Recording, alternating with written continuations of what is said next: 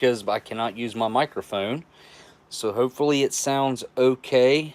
Might be a little bit different than normal, but we'll have to roll with it because it's already started. And here we are. So I've already noticed that my chat is disappearing very quickly. So I'm streaming from this Apple. It's very different compared to what I'm used to, but my hope is this will stop the cutting out that I've experienced for years now of these live streams where it just abruptly stops. But the chat, it's definitely disappearing. If you guys are not actively talking for, I mean, even like a second or two, it goes away. I don't know. Maybe I can fix that. Let me see. Let me mess around with the settings here, real quick.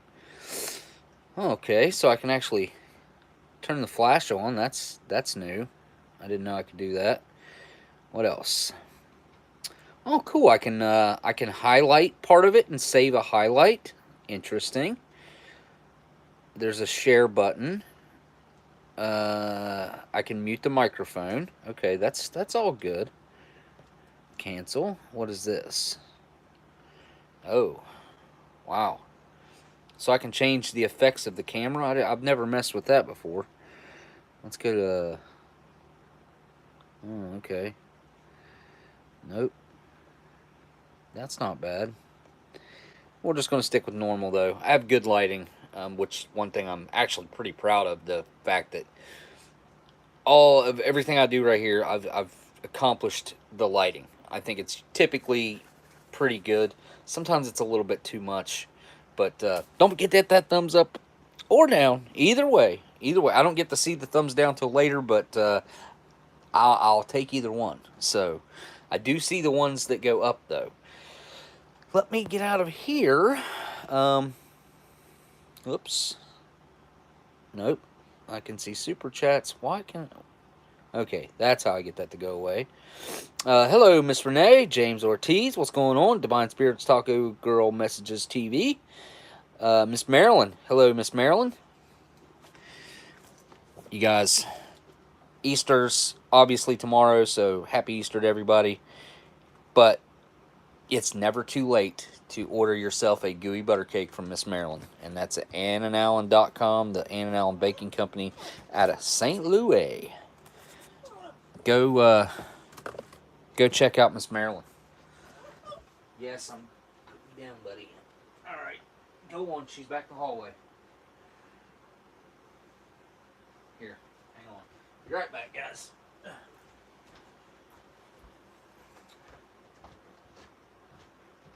Hey, Amber. You're going to have to get just slow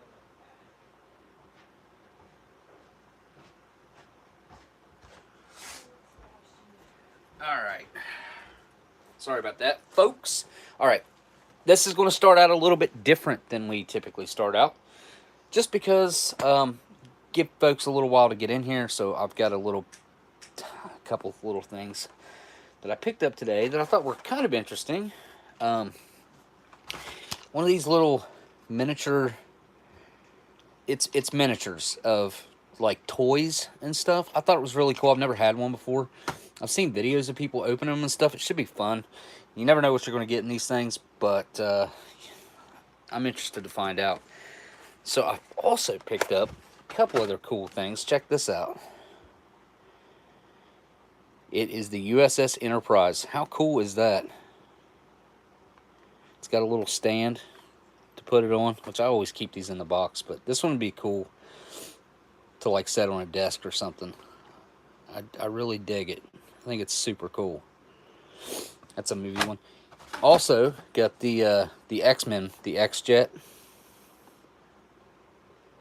Thought that was also pretty cool. And then I picked this up because it's got a dice incorporated into it. You can kind of see it on the bottom there. I guess you kind of roll the car. You can play games with it, I guess. But it shows through on the top right here, which, because of shadowing, you're not going to be able to see. And I don't know how to... Well, maybe. Definitely some reflection going on there.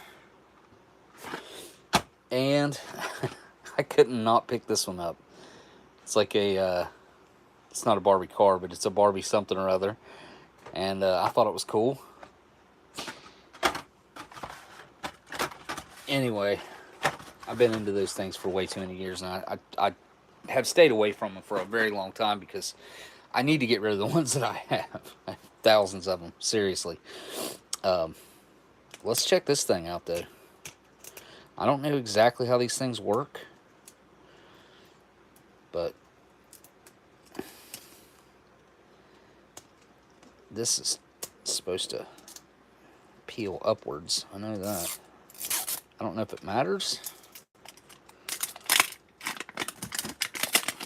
I guess not. It's just another piece of plastic underneath it holding it together. I don't know about you guys, but I like miniatures of anything. That's why I like the classic Tabasco bottles.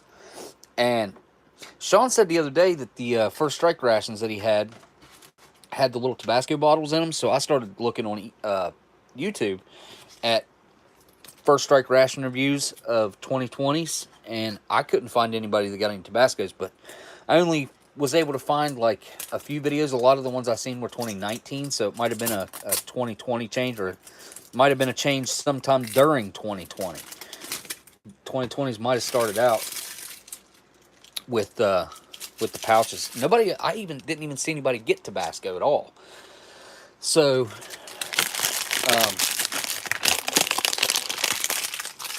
I don't know if it was just the meal selection, I guess, dictates whether or not you get.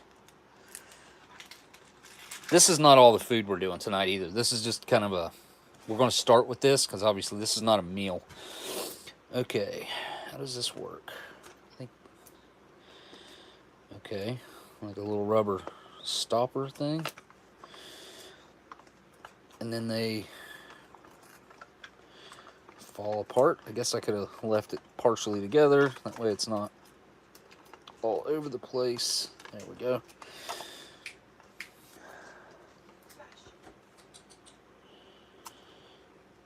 Oh, there it is. They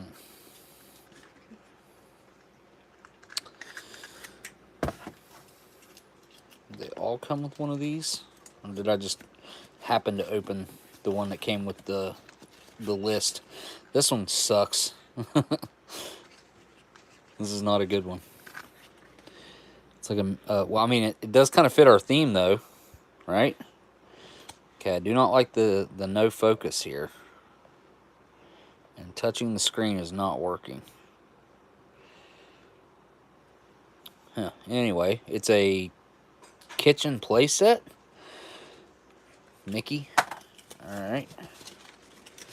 It's a big old list of everything that can come in here. Like, look at, this is what I was like hoping to get, something like this.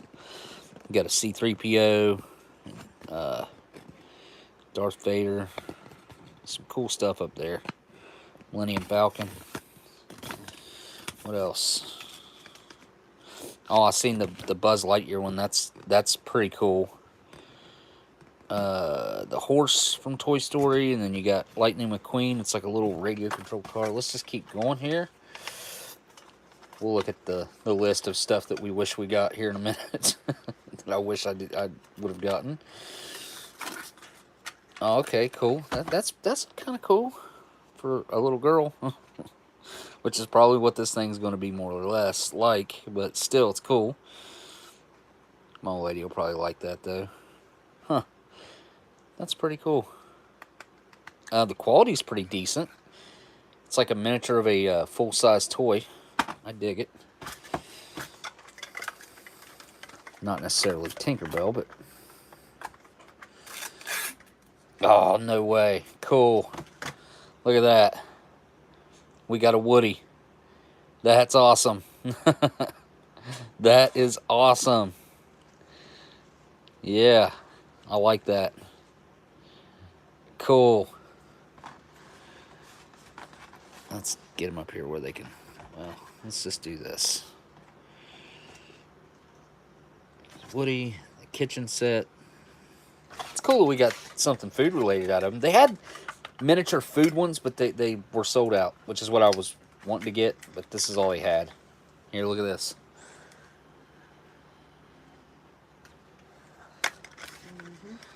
Put it on your desk. It's just like a miniature of a big toy.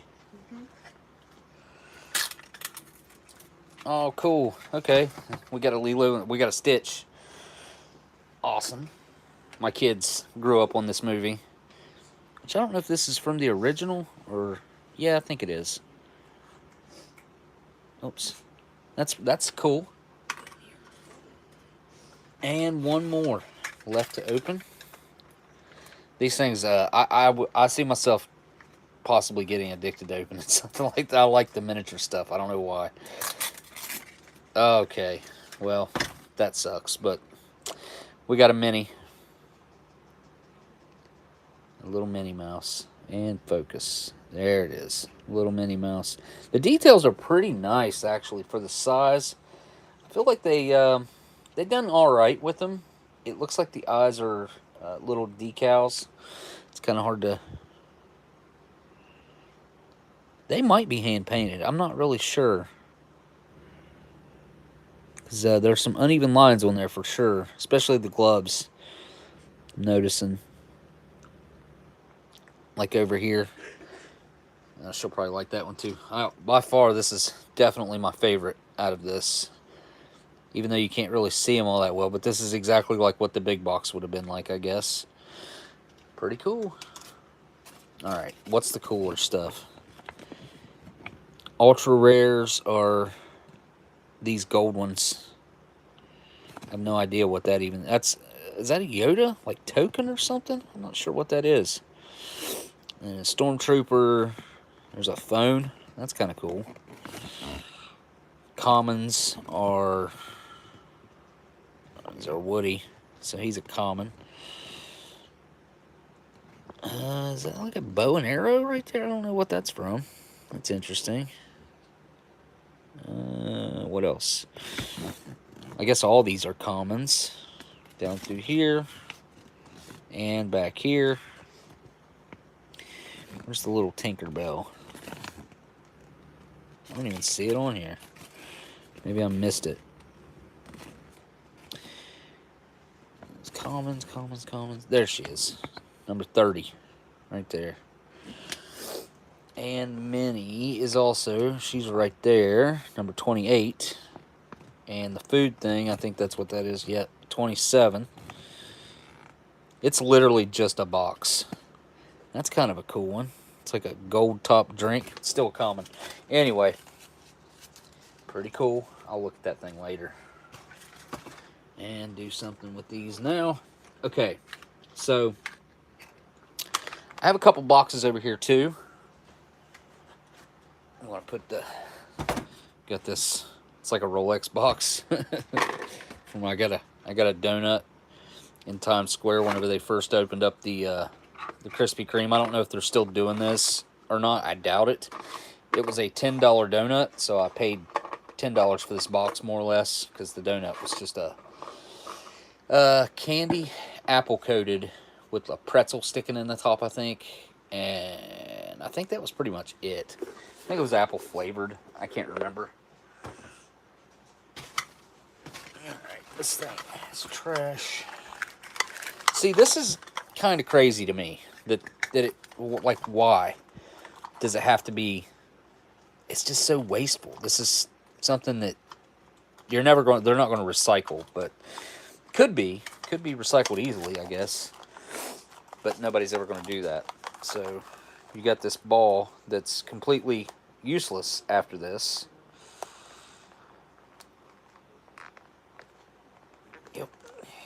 Yep. All right. Close enough. All right. Now, I don't even know. I've got another box here that I've let sit here for a while, and I have not opened.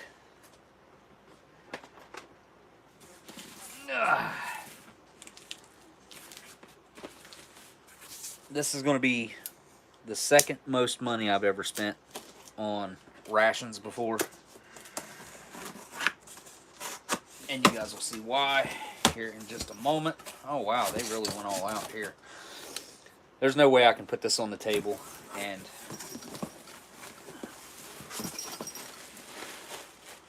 it fit. Ugh. They put it in a trash bag. Ugh.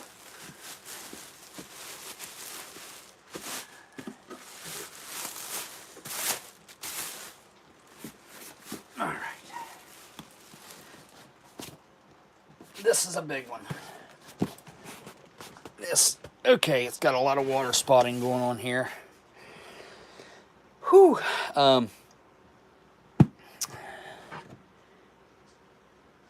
Where's the date code? 6 of 92 is the inspection date. So 6 of 89 was the package date, which I can't tell what's going on here. That looks like a 9. Oh, okay. Here it is. 89, the 170. That's either a 5 or a 3, I'm going to guess. It did not look like that. I don't remember it looking like this. Anyway, let's flip it over here and show you what we're working with here. Hey, Smoking everyone. Can't stay because I'm on the road, but wanted to drop by and say hi and hope everyone is well. Much love as always. We'll catch up on the video later. Well, thanks for stopping in, and huge thanks for the super chat, History Savior. You guys got to go check out his channel. He's doing all kinds of crazy big stuff over there. I would call it big stuff. He's also, I don't know when the giveaway thing is, but he's going to be doing a giveaway thing for 1,000 subscribers over there.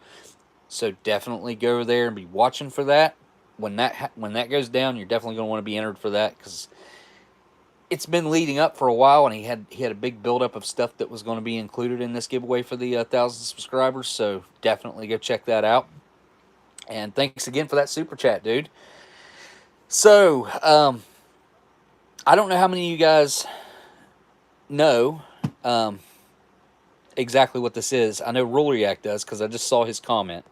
And I wish my chat would stay up, man. I really don't understand how to fix that. I guess just keep talking quickly, guys, so the chat stays up and it doesn't disappear.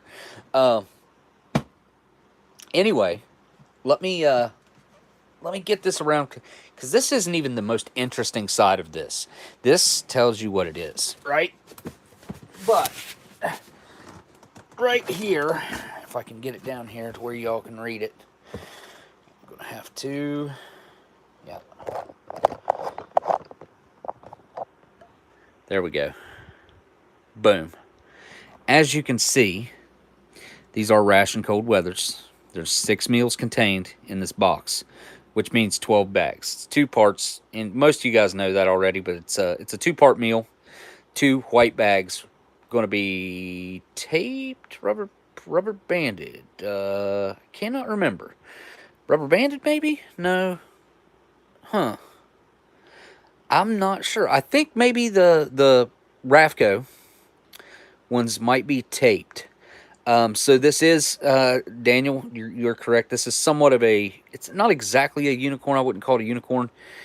Quite, what would we call this? What's a little bit more common than a unicorn? A Bigfoot? I don't know. Something like that. This is something that anybody who's into rations would be just as excited as I am to have had this. I have literally let this set there in the box. I debated for a long time whether or not I was even going to bring this out on a live stream or something, if I was just going to wait and try to open it up as an all-inclusive video of opening up a case of Rafco freeze-dried and then reviewing one directly after. So this is the most different out of all of the ration cold weathers. Again, most of you guys probably know that. These include the fruit soup that everybody goes crazy for, which I can take it or leave it, honestly. It's all right. But in my opinion, what makes these so extremely special is all of the mains are bars. They're all freeze-dried bars of the food. Spaghetti, because it's called, I think it's called vermicelli in this. Chili, you name it. If it's a main in here, I can't remember what menus are in here. We'll see if this case is open. We'll slide the bands off here just to check. It may or may not be. I don't know. I don't think it's ever been tampered with, according to the guy that I got it from. And well, trust me when I tell you I paid up for this. But again, this is something really special. And if you ever see one, look, half of one of these bags or half of a meal sells for over $100 on eBay. Every time I see a Rafco come up that's a one bagger, like it's half, it's either the breakfast portion or it's the dinner portion, then it goes for over $100, and rightfully so. These are extremely rare. This is the first year of issue, and they're just not common. They are not common.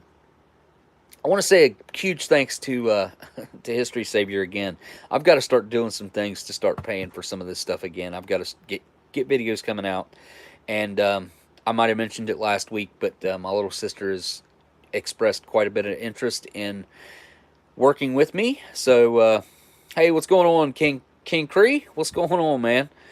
I think it's been a while since I've seen you. So, all right. It's good to see you in here. I'm going to put this down, and I'm going to slide bands off. We're going to see. Hopefully, I can get them back on if I slide them off. Sometimes it is a pain in the rear end to get the bands back on. All right, let me flip the case. I didn't even look at the other side. Ugh. Wait, what's the weight on this? 17.5 pounds. It feels heavier than that. It really does. Yeah, this is going to be really tough to get the band back on. I can already tell. Man, I hate to take it off. Ugh. Oh, well. I need to find some vintage cases of MREs is what I need to find. I need to find preferably some late 80s, early 90s, like 88, 89, all the way up to 95. All right, yep. So as soon as I pulled that off of there, I felt the flaps come up. One of the flaps on the bottom is also, or is that the bottom? Yeah, that's the bottom. Let me move this stuff out of the way here. All right. Ugh.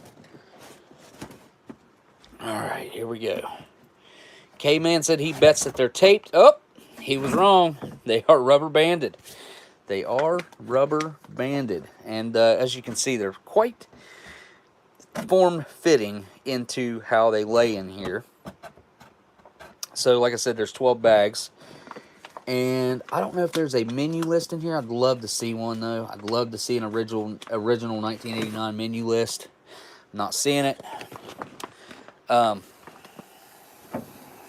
me hold it down here.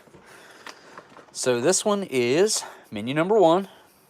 And you can see everything that's in there because it's listed on the outside of the bag. I intend on making some t-shirts out of these menu lists, just like this, identical font, just basically a carbon copy except on a t-shirt. I'm going to make black shirts with white print and white shirts with black print, and probably green shirts with black print as well. So this one's upside down, and this is chicken stew. And as you can see, bars, slices. So they are bars / slices, which is what I think makes these extremely special. It's very different than anything that's ever been done with these before. That's the only ones that are like this. It's the only year where you're going to get bars of food. So they're seem to be in order. Menu number 2 right here. Emily, Emily, what's up? Matt and Emily. Hey, guys. I was talking about you guys last week at the live stream, man. Thank you guys so much for that super chat right there. And, of course, you know what? I got to turn the camera around and say hi, guys. You just put a smile on my face. So, Emily and Matt worked on Eating History, and I went to their wedding back in July. Yes. I was there on the 4th of July. It was before. Anyway, it's good to see you guys here. I think I need to clean this front camera. It looks really foggy. I did try to set the camera to 4K, so you guys should have the option to maybe go to 4K. I have put it on live chat, Miss Marilyn, but my chat is disappearing. The only person I can see's chat right now is yours, and now it's gone. That's how quick it happens. It's really strange. But yeah, I love you guys, and I miss you guys. Let's see here.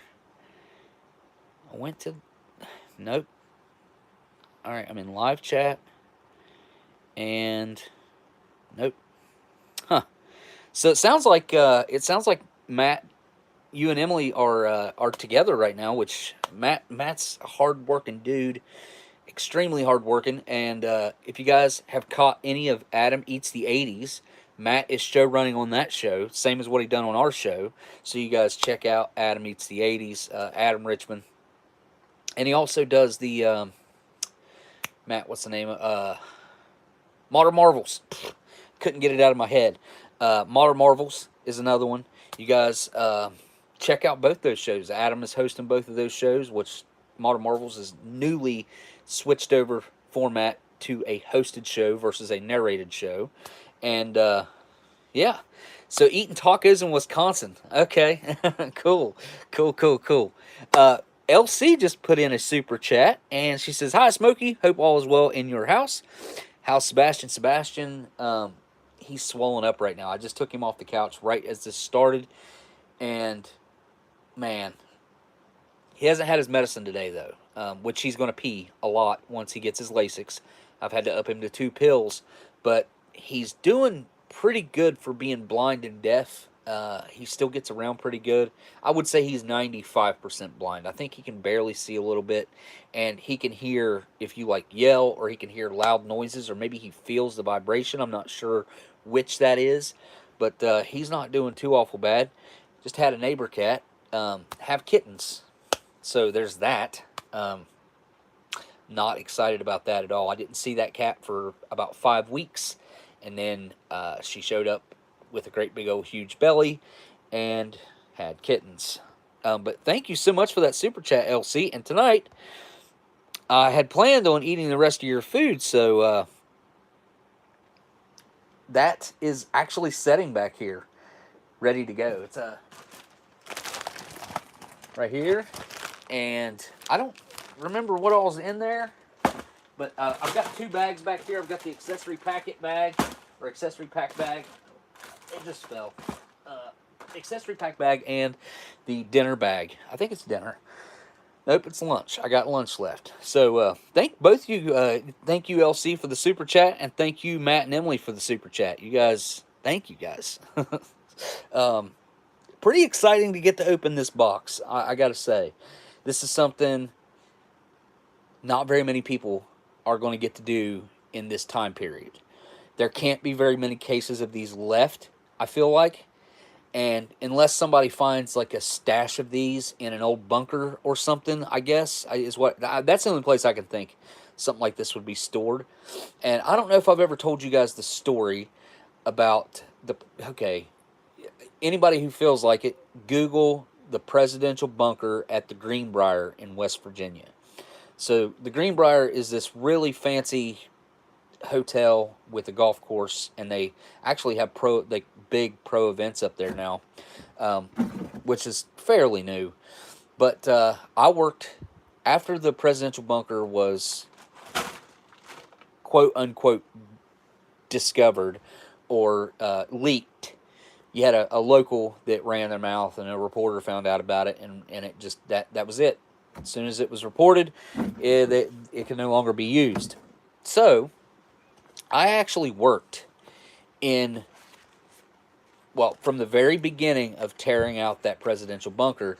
And it was really weird because CSX, the railroad company, bought it and told us that they were going to be turning it into offices. This thing is literally built into a mountain. And let me scan the camera up here. Well, I'm not going to be able to show you guys, but yeah, the camera's kind of foggy.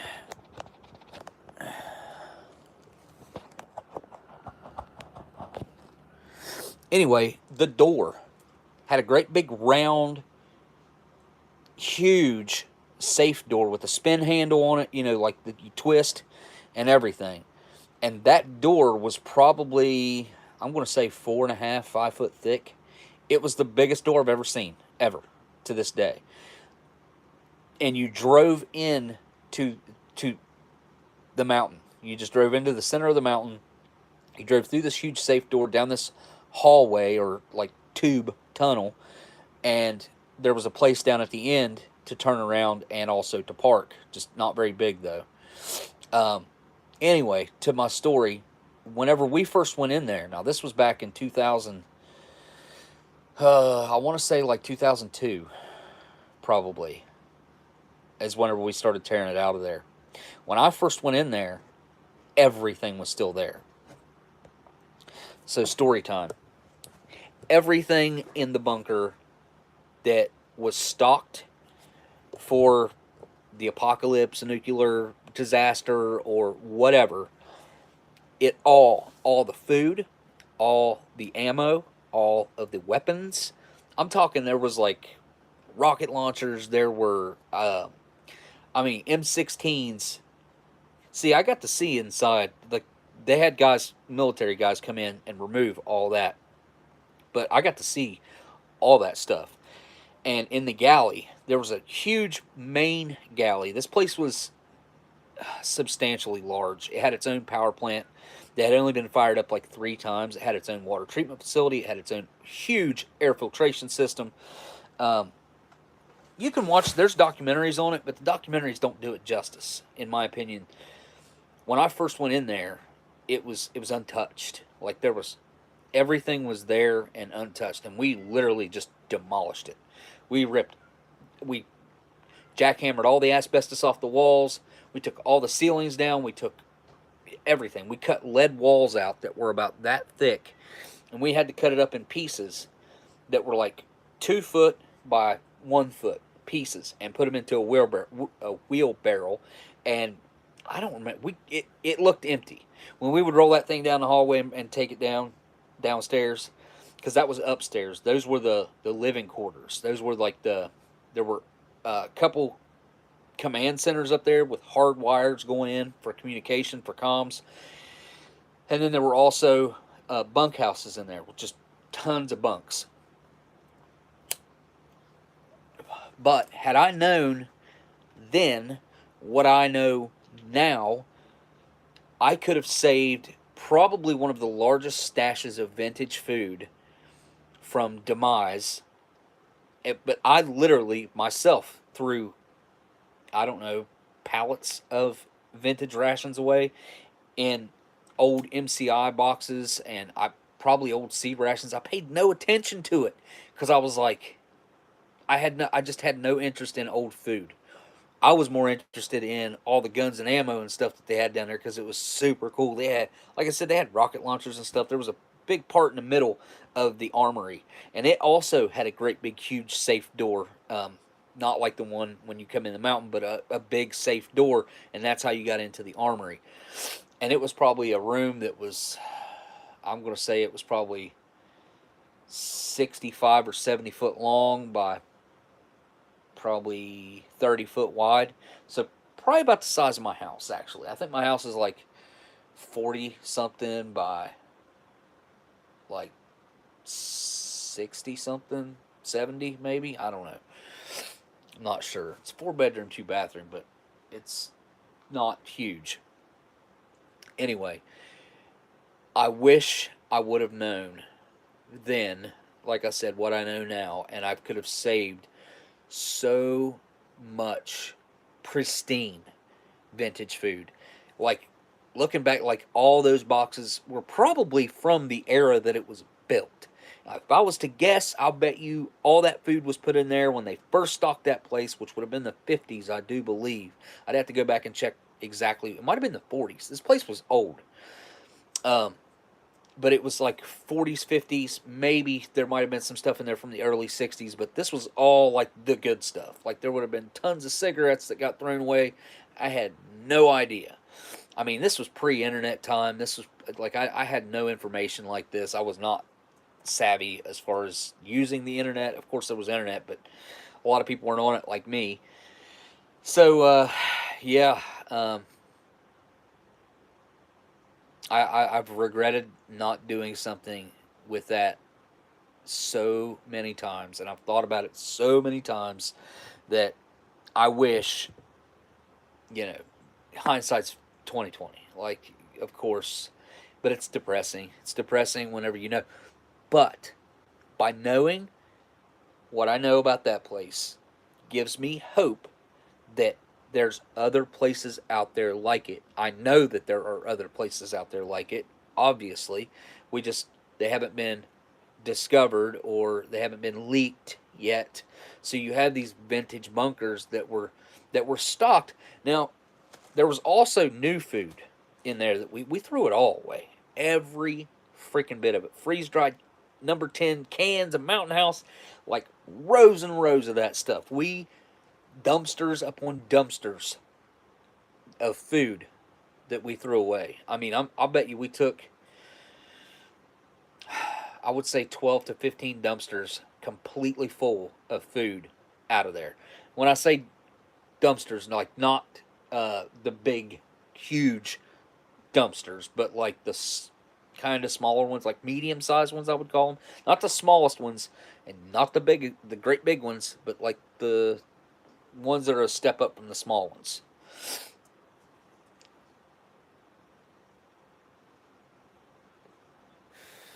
Your parents both crocheted, so I've got a soft spot for it. I don't have the. You know what? That's funny you mentioned that. That just made me think, like, because recently I was thinking, man, I wish I could play the guitar. And as I was thinking about trying to take lessons to learn how to play the guitar, I have tried numerous times. I've tried to teach myself. I've tried to, learn from videos and stuff. My fingers just will not move the way I think they need to. The way obviously they're going to need to. I think that's something you either have it or you don't. And trying to force yourself to have it is extremely difficult. And to me, it would take me way too long for that to pay off, for that to be worth it. So I'll never be able to play the guitar, even though I wish I could. My brother was outside the bunker a couple days ago. What now?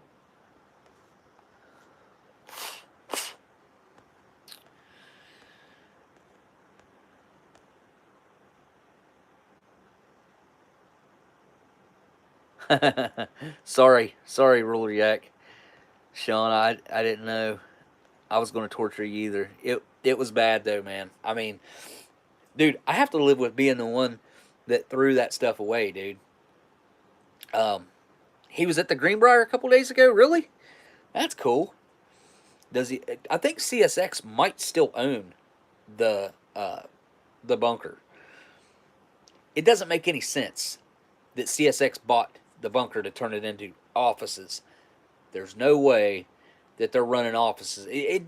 Again, it makes no sense. There's the one entryway, and then of course you could set all the. There were so many rooms in that thing, so many, but it still doesn't make any sense. It had a full blown theater in there. Like, we took out all the theater seating, we took out all the walls, all the curtains that open and close to reveal the screen. Oh, it was a beautiful place. It was beautiful. Very vintage though, very vintage, and it's all gone. It all went to a dumpster and it all went to the trash. None of it got saved. I have a few things that I could put in my pocket that I kept. Each one of the fire extinguishers had these little tags, brass tags hanging on them that were numbered. I have one of those, and if I remember right, it was E98E. It was like 980 or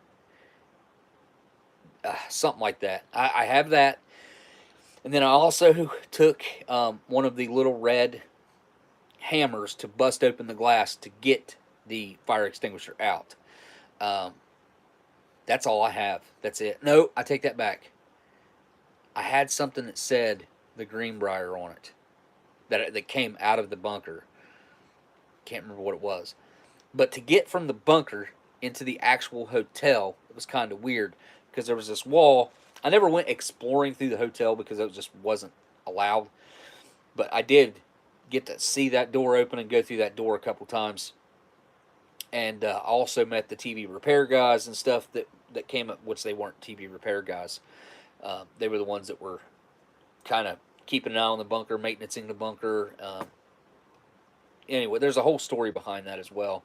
But there was a huge wall up on like the second or third floor.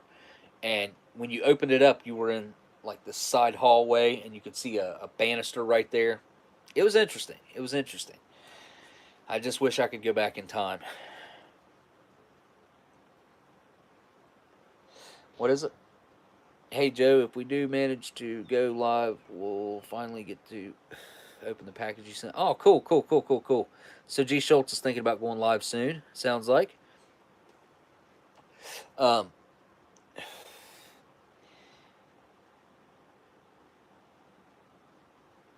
We are going to get into some food now, though. These are all going to look the same. Different menus, obviously. This one is beef stew bars. And this one has the raspberry fruit soup. I don't know what the menu one had in it. I can't remember. Let's see what this is. This is scallop potatoes with pork, bars / slices. And this one has the strawberry fruit soup. I'm glad it has rubber bands. I'm not a fan of the tape. They ruin them. The tape ruins them. This one is, what menu is this? 6A, okay. Because I started at the bottom this time. This one is, this is spaghetti. Spaghetti with meat sauce. Vermicelli. And it's got the 2 blueberry bars in it. I actually have a package of the blueberry bars in there from a Ravco that Steve gave me, actually. I still haven't eaten those. Raspberry fruit soup. It's what everybody wants, is the fruit soup. But like I said, I think the food bars are really where it's at. This has got the strawberry. This is chicken and rice, menu number 5. This is my favorite. That'll probably be the last one I eat. Save it for a rainy day. And menu number 4 is chicken a la king. Yeah. It's going to be a perfect example of chicken a la king. And these sound really good. I'm sure some of them got M&Ms and stuff in them, and I didn't hear or feel any busted M&Ms. All right, you guys bear with me for a second while I re-sleeve this. And then try to put the bands back on it.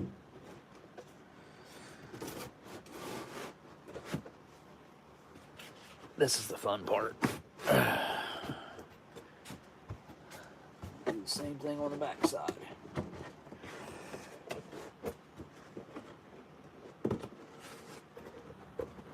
It's not easy being cheesy. There we go. All right. Let's see if I can get the bands back on it. This is the hard part right here. All right.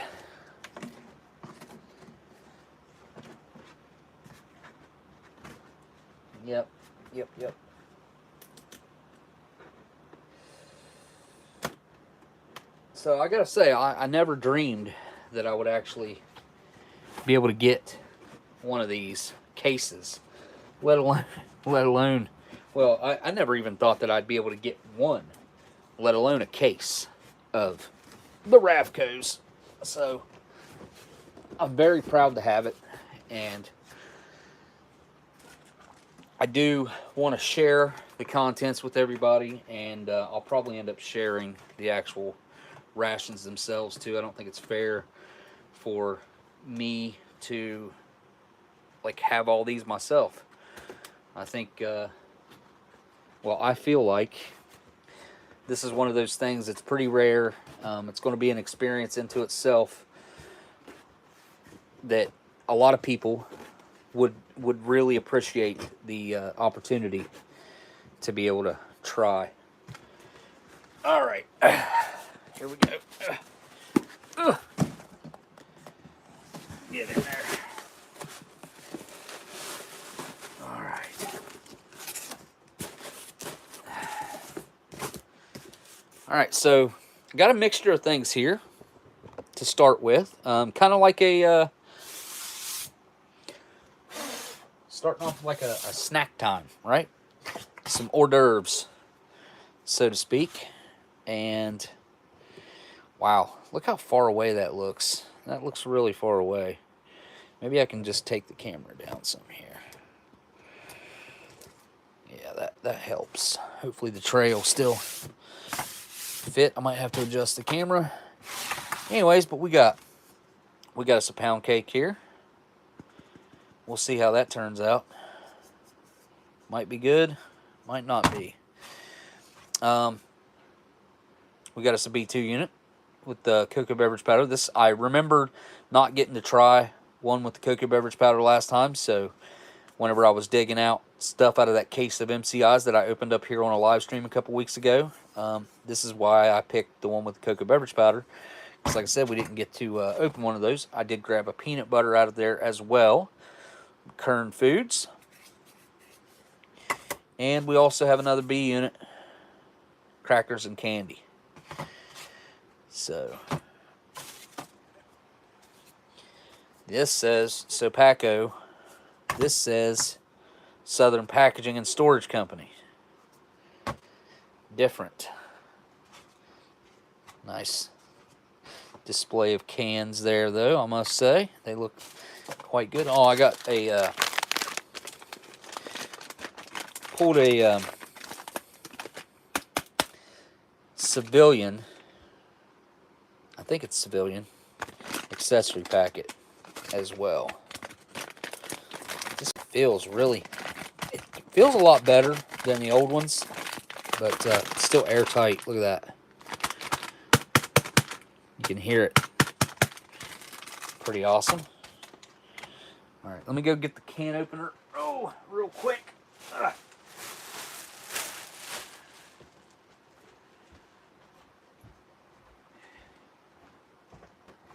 Hey, Amber. Where's that can opener? Is it in the drawer? Yeah.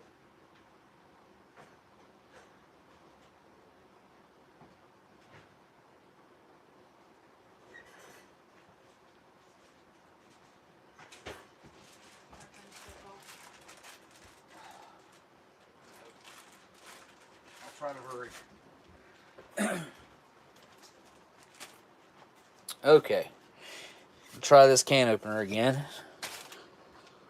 Let's get a tray up here. We're gonna use a tray.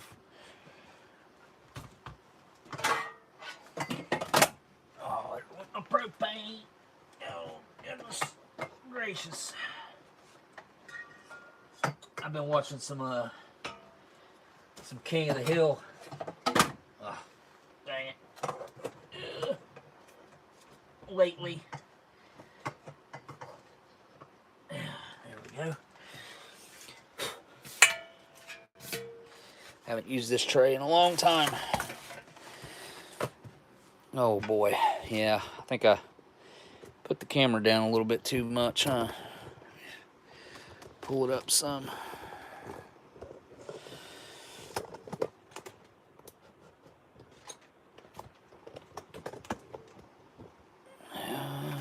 Still not good. Pull it up some more. Huh.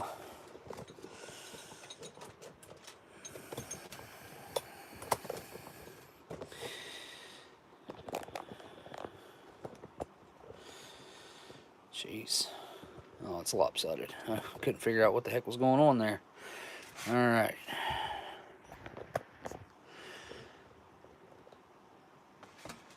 Well, it's still not up high enough. Goodness. Or did I zoom in? I did. Aha.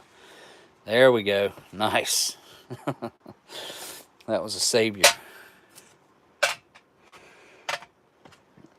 That is a good sight right there. That is a tray full of goodness. Tray full of cans. All the good stuff. Look what this thing does. Huh. That's weird. Anyway. Let's start with... We'll start with this one, I guess.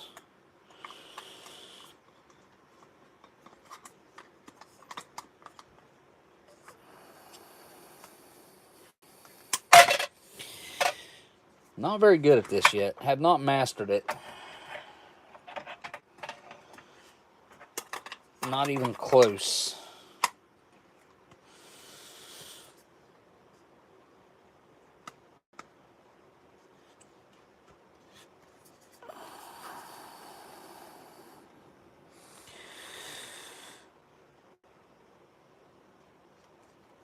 I think it's working. Feels like it's working. Looks like it's working too. There we go.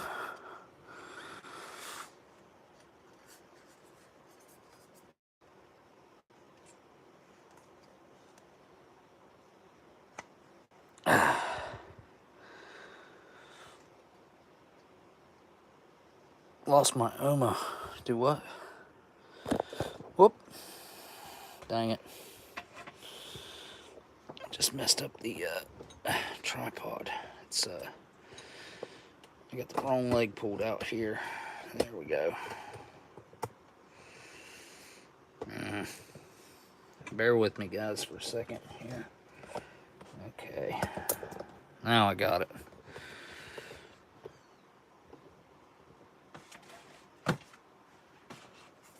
Okay. It's kind of looking like it's cutting. I hope so. I'm trying to save these cans for that guy that does the reproductions. I should have a bunch for him if I just go through my stuff. Okay, that's not how you release it. How do you release it? You turn this backwards. Yeah. Look at that. Oh, that is perfect. Nice. Well. Oh, wow. This smells actually good. Just a very slight bit of fruitiness to it. Not much at all. Huh. Well, that's a good sign. Dump these crackers out. Got 4 of them. Appears to be. The bottom one is cracked and stuck. It's not cracked. They're looking pretty good. Pretty salty. And we also have a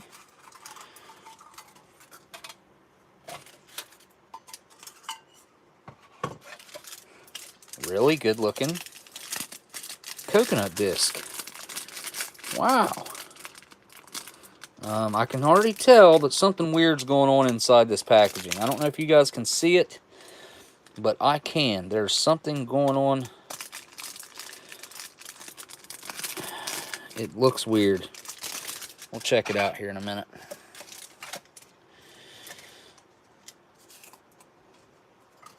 I saved that corrugated paper for that fella too. I don't know if he'll use it, but I'll save it for him.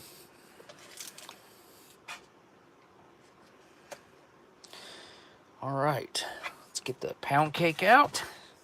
Hopefully I'll get quicker at this as I go along.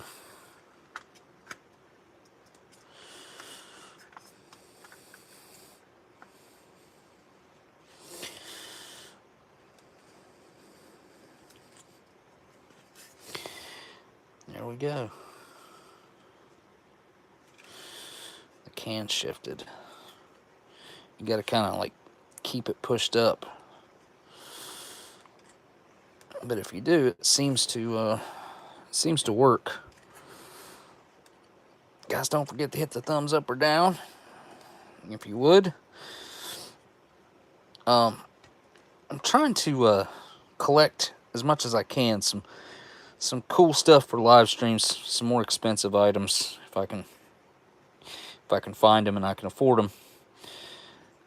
I want to get them and have fun opening them up and exploring them with you guys live. Wow, that one came off really good. It's like almost like it's weird. It's like it takes them apart the way the factory put them together. Because you can see that? It's like glue. It's really crazy. Almost, that's exactly what that is. Some sort of glue. Look at the shrinkage. I wonder if that was always... I've opened these up where they have been swollen up the size of the can, and you could not get them out without digging them out. So I don't know if that's a moisture thing, if this just stayed nice and dry. That's why this one's like this. I'm not exactly sure. This one actually looks pretty good. Give it a smell. Oh, yes, she smells metallic. Definitely a lot of the can rubbed off, but obviously, as you can see, it's all stuck to the top of the can. So what I'm going to do is go for the bottom that's been, well, the middle that's been wrapped up in this nice paper. It just looks like a nice cupcake. Yes, yes, yes. Shake this peanut butter up. Oh, wow. Lots of liquid. So, I was talking to a fellow the other day that served during Vietnam. I think he said he got out in '76. But he was telling me that he remembered the peanut butter being very natural, which it is. And even back then, when it was brand new, they had to stir it up whenever they opened it up. But he said it was really popular among the men, typically. So, let's see if I can get this thing to lock into the can of peanut butter. It'd be nice if we can get it to open up like all the others.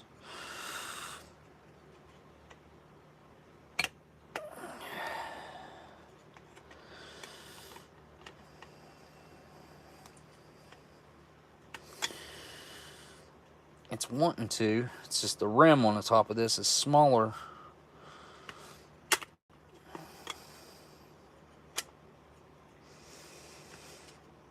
than the other cans. And it's just barely cutting at the very top. Yeah.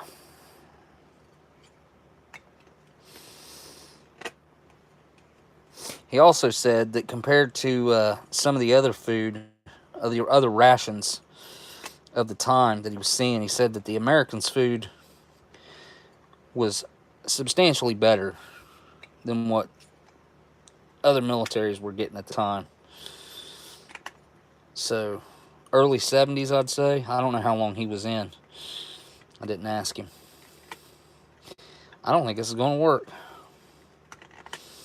I mean, it's trying.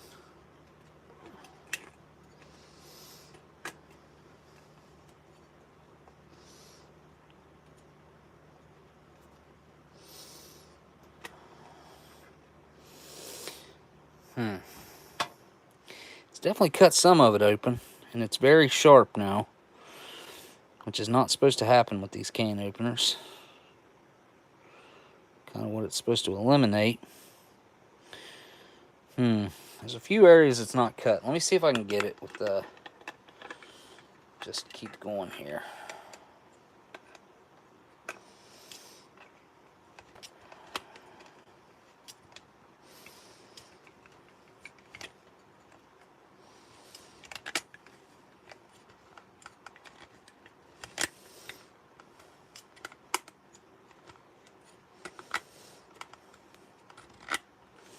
It's just not wanting to do it. That sucks because there's only a couple spots, looks like, that are not cut.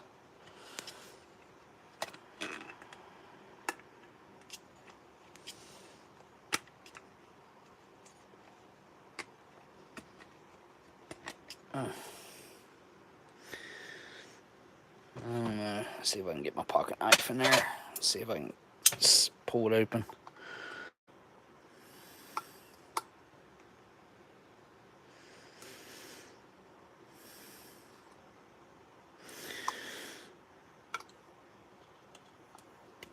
I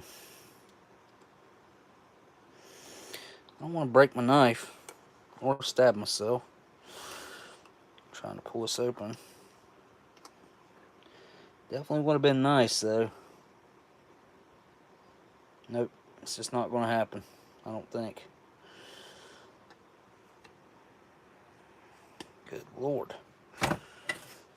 I'm working up a sweat over here.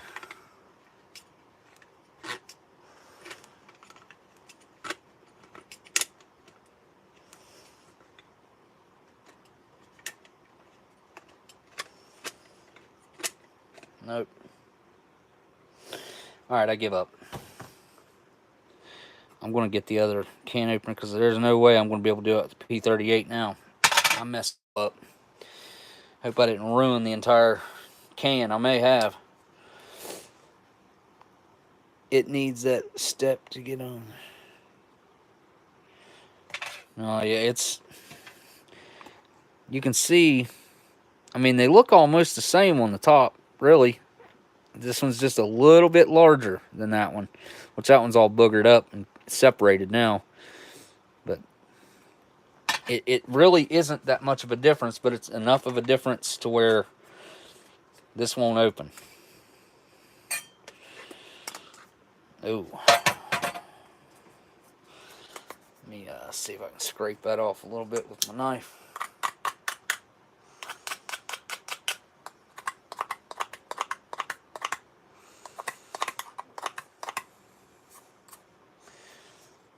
I didn't explore for the best or worst B unit. I just picked the first one that I came across. Look at the rust on my thumb. It's not good. I just figured that'll probably mess up the can opener if I'm my luck.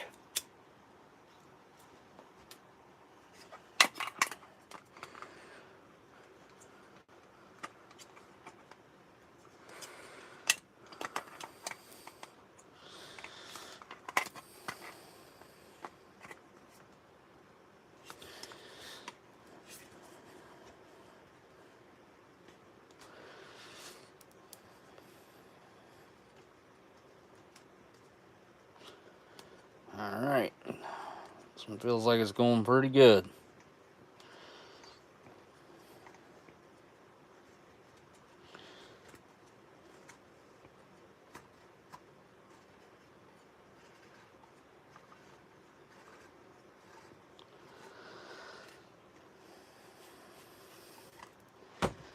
That should do it. There we go. Wow, look at that. I should have showed you the glue separating off of there, dang it. But it just pulled right away from there. This is obviously cutting right at the original edge, and those small cans are obviously different. Put that back in on there. Yeah, that makes it really nice. Really nice.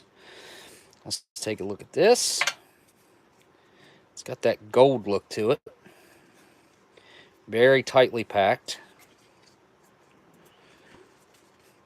cocoa beverage powder that is, what is this? How many years?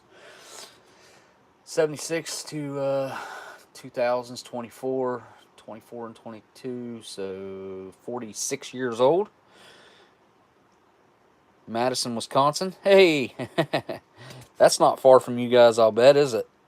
It seems like Madison, Wisconsin, somewhere near around where Matt and Emily are.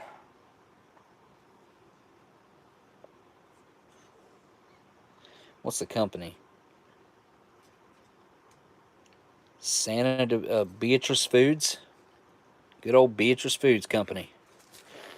Oh, it smells good. It smells like awesome chocolate, actually. And 3 cookies or 3 crackers have become 1. Nah, they came apart easy, actually.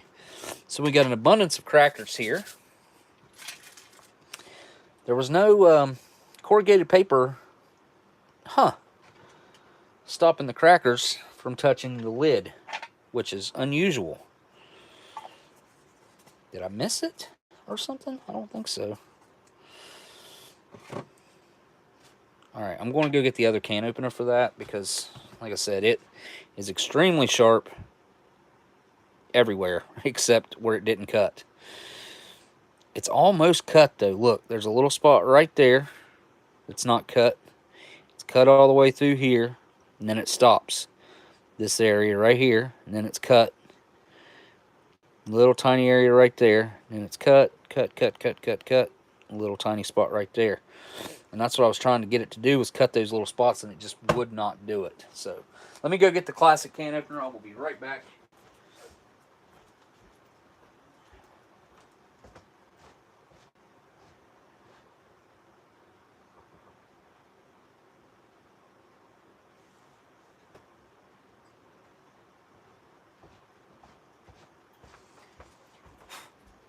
Alright, this thing ought to do it. If this doesn't do it, I'm going to have to take my chances of cutting myself with the P38 because I'm not wasting a can of peanut butter from the 70s. It's just not going to happen.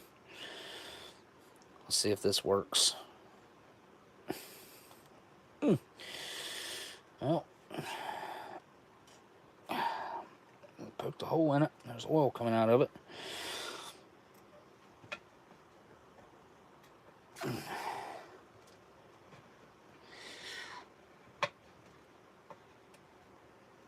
Yeah. Please don't spill. It's getting harder as I go. It's because of that top being separated. Yeah.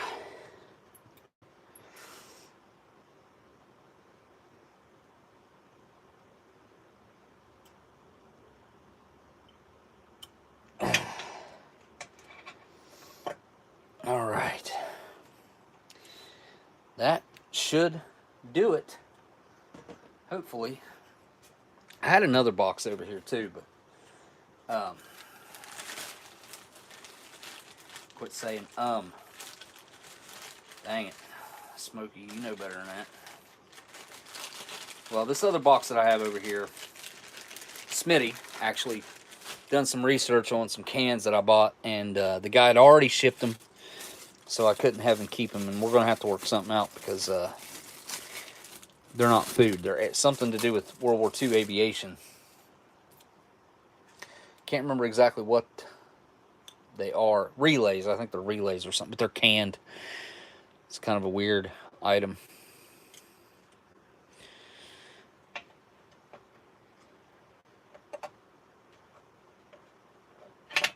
Oops. Very oily. Get a napkin here.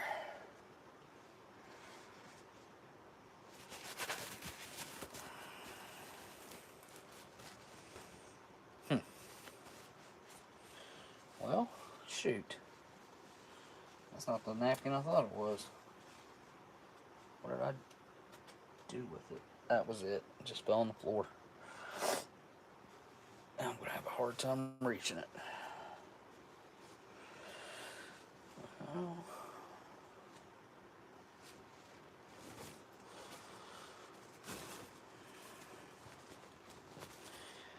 Good old Canada going to provide again. Giving me some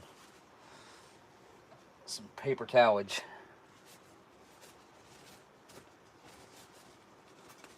All right. Try to get this mixed up some real quick.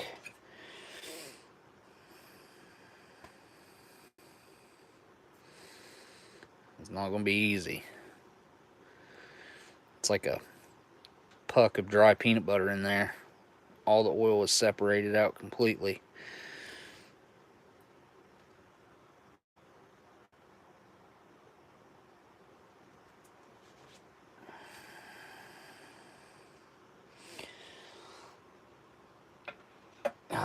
Ow, ow, ow, ow.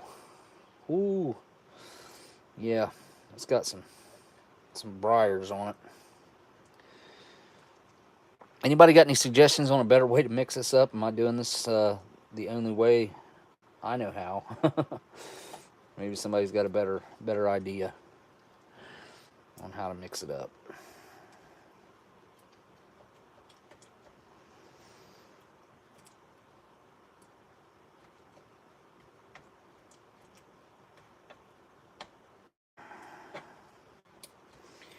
It just takes a minute to kind of basically reconstitute it with its own oil. And eating it, you could still eat it this way. Before I ever started mixing it up, you can eat it that way. I've done it, and it's not bad. Just the oils are out of it, and it's drier than it would be if you didn't mix it up, I guess. It's not that much different, though, I would have to say, taste-wise. Texture-wise, it's a little bit different. But my mouth is watering right now because I know that this is probably going to be awesome. I have yet to have a vintage peanut butter like this that wasn't good. And I've probably eaten, I don't know, 100 of these at least, I would say, over the years. I've opened a lot of cans of peanut butter. Not nowhere near as many cans of jam, though. I wish I had more cans of jelly and jam. Oh, yeah, it's coming back to life now. It does take a minute, though. And the last time I've done this, I halfway done it, and it just... I wish I had went ahead and went all the way with it like I am this time. It does take a second, but it's worth it.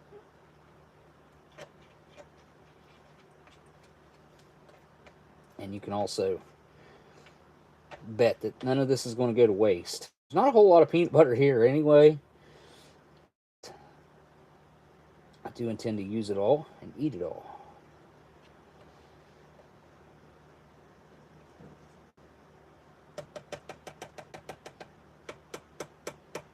Alright, there it is. I'm going to go ahead and eat that.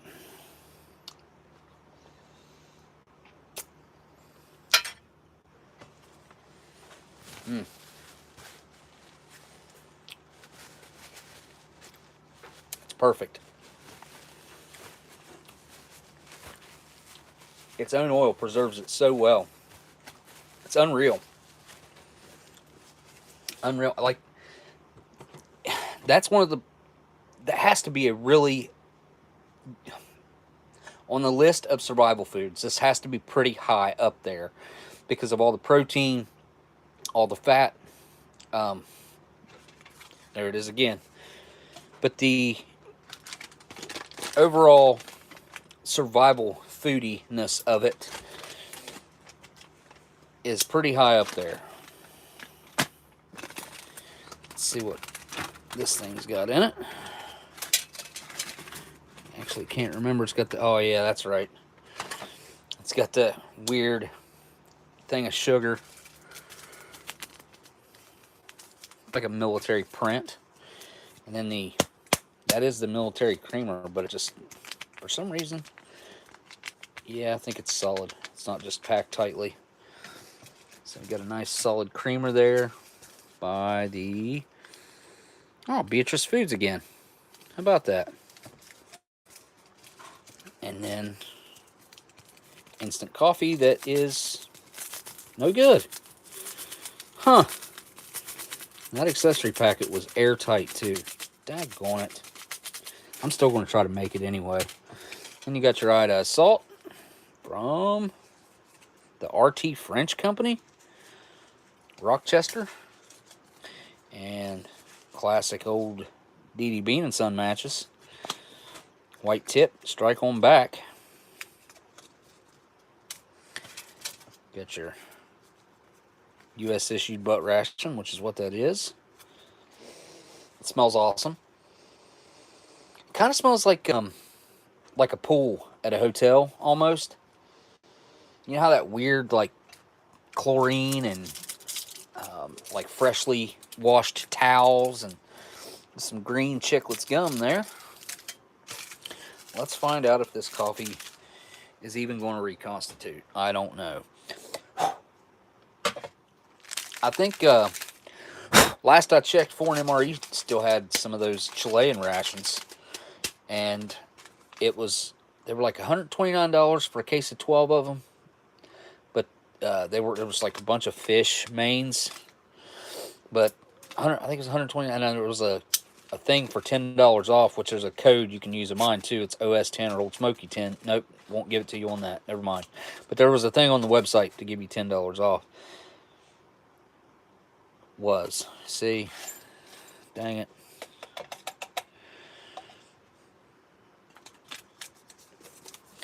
Well, I was going to mix it with the cocoa beverage powder, but that's probably not going to happen. We are going to see if this is even going to reconstitute before I even waste the sugar.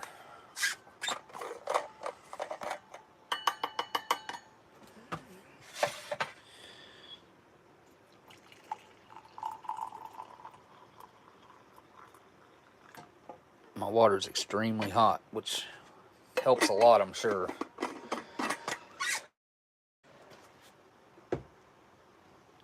Yeah, it looks like it. I don't feel any stuck to the bottoms. Yeah, it actually worked. And the sugar. Just from licking the spoon, it tastes like coffee instant. Regular old coffee instant. Maybe type 2. I don't know. It's kind of hard to tell. Alright. Boss.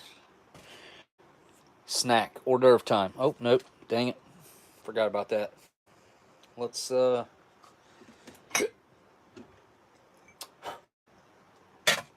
see about this cocoa beverage powder. It should be okay, judging by the way it smells.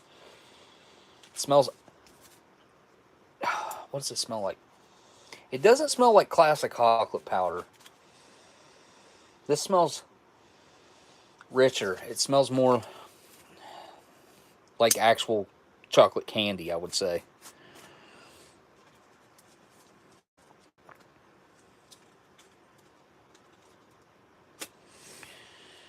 It's not every day that you get to eat or try 46-year-old cocoa beverage powder, which I am going to try just the powder on its own before I...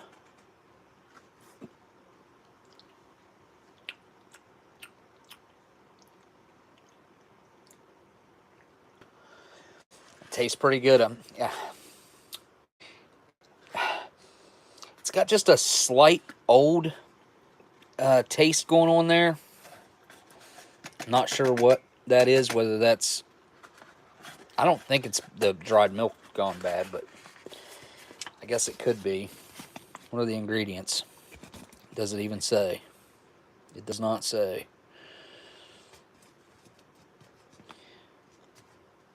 For cold cocoa mix the contents with about 1 ounce of water to make a smooth paste, and then add the remainder of cold water and stir until blended. I've never tried to make it cold, but the powder looks good. Nice and not chunky at all. Hopefully that flavor that it's got going on will go away with the water.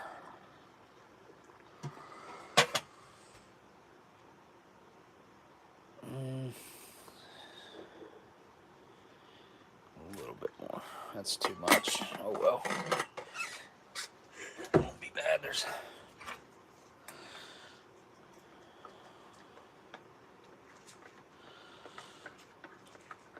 extremely hot. What's up, Sparrow? What'd you say? Nope. Retracted before I could read it. Yeah. Yep. Just lick the spoon. It does taste old. That old flavor stuck with it even through the reconstitution of the powder. Huh. Well. Alright. Try the crackers.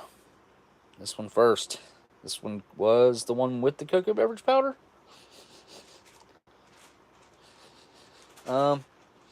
Smells a little bit like chocolate, but it also has like that old bleachy smell.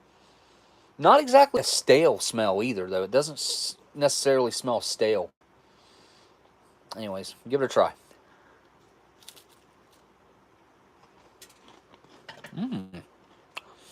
Very good.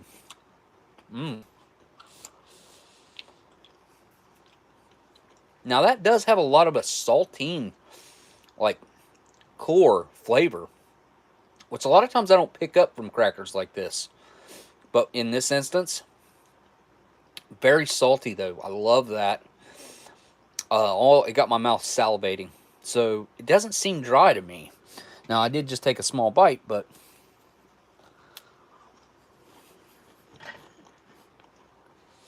again, it made my mouth start salivating immediately.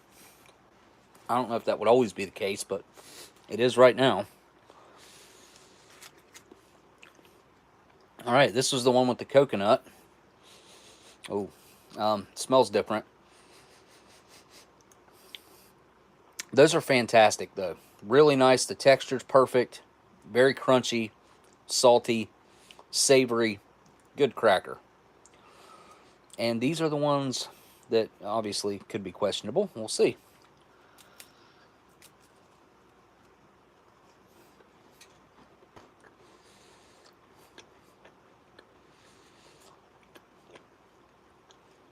Different. I don't pick up that saltine core flavor. A little bit of sourness going on here that I definitely did not pick up from that one.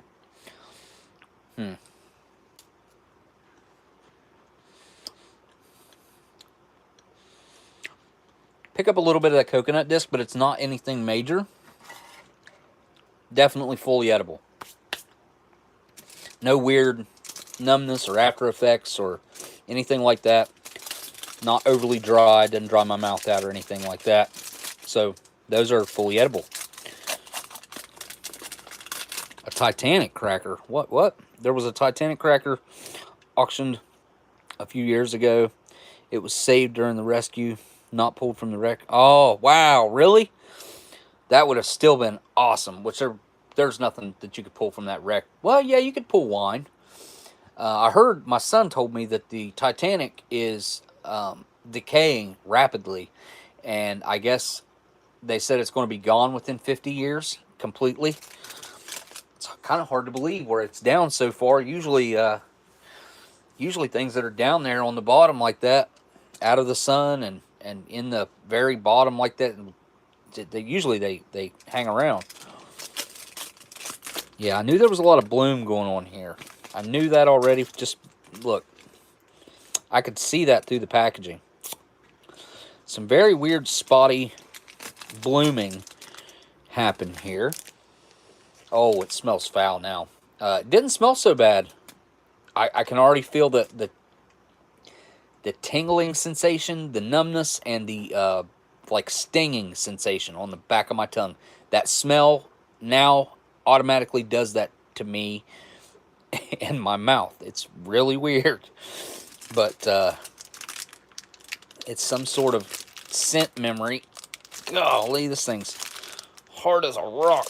Look at this.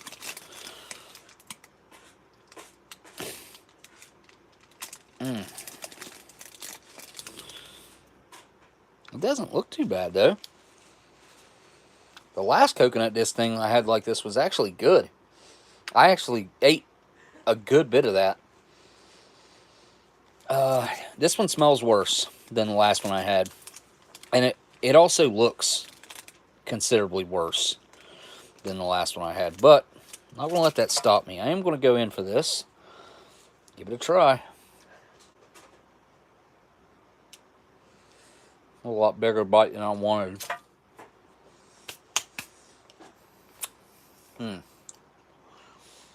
Okay. So the chocolate on the outside has the sorbitol flavor, the bad sorbitol flavor, when sorbitol's gone bad.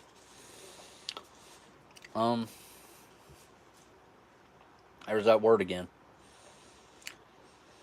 Very, very chewy. So how I could describe this flavor and burning sensation to you guys, to where you might be able to have a better understanding. Alright, if anybody's eaten, I apologize, so don't listen to this if you are. But if you've ever had a sour stomach, where you like have thrown up in the back of your throat and then swallowed it, you know how that like burns? And also that stomach acidy weird flavor that you get, I guess, when that happens. That's exactly what this is like. It does not sting or burn the front, the middle of my tongue, just the back near my throat. It's really strange. And I have to assume that that's from the coconut. There has to be the oils, the oils in the coconut that are doing that. I really don't think it's this chocolate. It's not as bad as some that I've had. If I had to eat that, I could eat that. I mean, it's still sweet. I wouldn't call it enjoyable. And the tinging and stinging sensation is not as bad as a lot of others that I've had before. But it's messing with my throat a little bit, not gonna lie. But it's actually not that bad. Alright, I'm gonna cut the top off.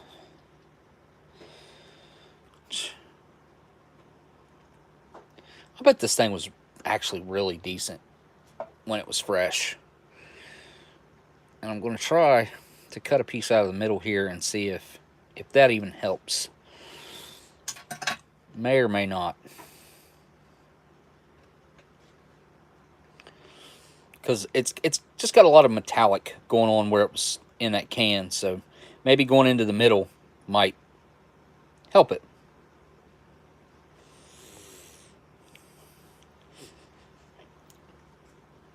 I'm not trying to be disturbing. And, yeah, if you want Steve, you definitely came to the wrong place. Let's find out if this is... It looks like... You know those sponges that you give to hermit crabs? Tell me that's not what that looks like. That's exactly what that looks like. I had hermit crabs years ago, and I remember those sponges.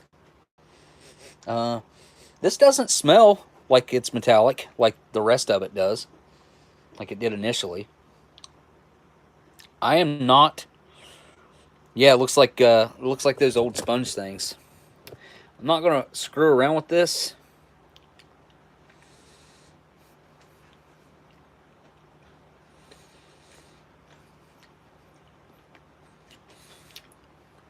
It's one of the first times I've ever picked up on a decent vanilla flavor from a pound cake. Definitely rancid as I'll get out. Okay, so initially the flavor was not bad. That's probably the most pleasant pound cake I've ever eaten. Except for the after effects. So if you guys, a lot of you guys haven't experienced this before, and I have multiple times. Sometimes this happens, sometimes it doesn't. And I don't know what the dictating factor between it happening and it not happening is. But with this, it took a minute. I actually chewed it up. I got to enjoy the flavor and swallow it, and then the stinging on the back of my tongue, the numbness on the back, which I chewed it on my left side, the stinging and the numbness, and then the coating in my mouth. None of that happened while I was chewing it up. I got to enjoy the flavor, swallow it. So I'm going to guess that this is very recently gone rancid. I don't know if that really is what's dictating it or not, how long it's been bad or how long ago it's went bad. But that kind of seems like that might be what's going on if I was to just guess. This is pretty low on the rancidity scale. And I must say, it's the most enjoyable by far. If I was to guess, this was probably 3 steps above any other vanilla pound cake that I've ever had. But the vanilla flavor was actually it tasted natural. I've got to actually try this again. Even though my mouth is coated right now, I really want to experience that flavor again because again, I've never been able to really analyze a pound cake. Usually it's just so awful that you don't want anything else to do with it. You know what I mean? I'm just going to get my knife and cut directly out of the very middle this time. About the same size chunk probably. Just going to eat it off my knife.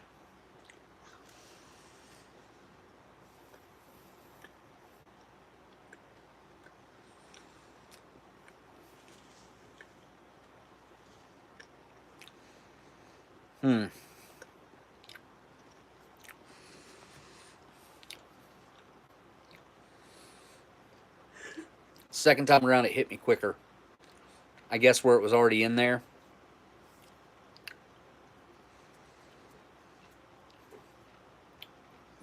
What I really do enjoy about this, though, is I got a glimpse of how it used to be. I really did get a nice flavor profile of, I'm going to assume, what it originally tasted like. And I do like the vanilla. I like the texture of it's really nice. It's a nice little moist cake. I would say that was probably one of the favorites, if not the favorite, of the fellas that had these back in the day. Of course, you're going to have a couple guys that are hardcore orange nut cake fans, or the pecan nut rolls. They'll be huge fans of those, which I would probably like the pecan one, like a spin wheel, like a pecan spin wheel probably. I've never had a good one of those either. All right, you know what? I'm gonna go for the coffee first. This should get some of that rancidity out of my mouth, hopefully.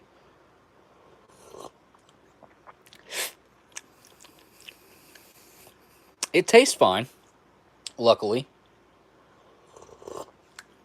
I thought the coffee was going to be really weird because of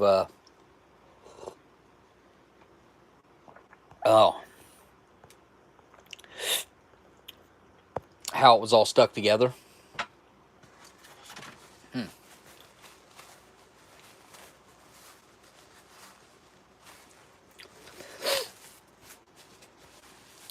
Yeah, that's not bad at all. Let's go. I'm probably going to eat some more of that, actually. I've enjoyed it. Even though it's got that little bit of weird burning.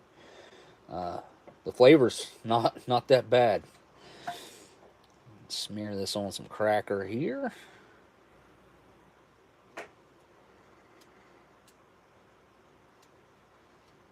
Peanut butter and crackers. That's considerably older than I am. This is 6 years older than I am. 46-year-old crackers and peanut butter. Looking pretty good if you ask me. Here we go. Down the hatch.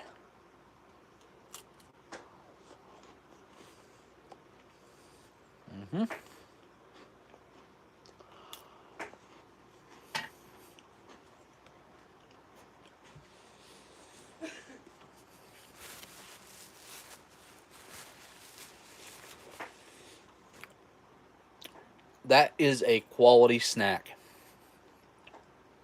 I love that peanut butter, man. I love it. It's so rich in flavor.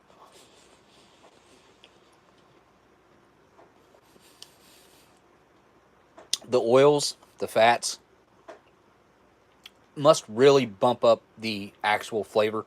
Compared to the peanut butter in the little retorts that I've had recently out of fresh, very fresh rations, those suck in comparison to this. They don't even hold a candle to this.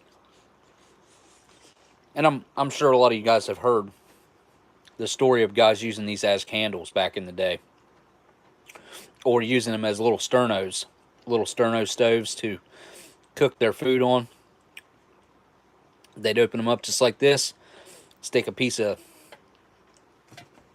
the toilet paper or whatever down in it, let it soak it up really good, and then light it, and it would burn. Guys used them to get warm. They used them to heat up their mains. So quite a few peanut butters were sacrificed for that.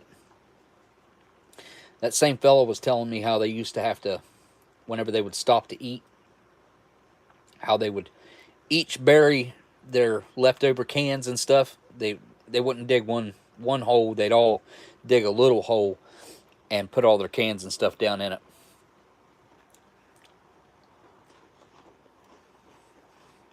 So that it was like they were never there.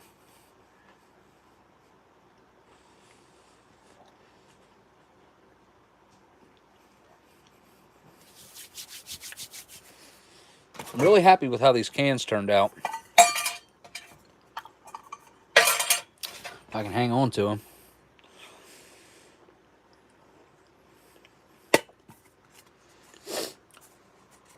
That fellow that does the reproductions will be happy to get these, I'm sure. And these are exactly how he would want them, I would think. Thing closes up really good. Well, that's got a little spot on it. He probably won't be able to use that one because of that. The rest of them look really good. And this one, it's still kind of kept on a little bit over here, but I did that on purpose, didn't rip it off.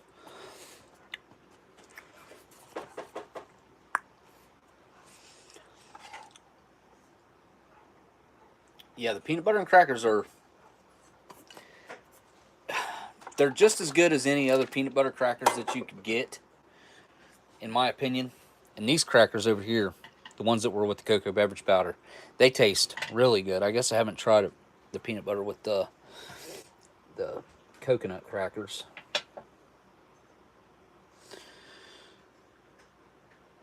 What is on that spoon? I guess it doesn't really matter. I mean, I'm eating food that's 46 years old. Whatever's on that spoon ain't going to kill me. I guess unless it does.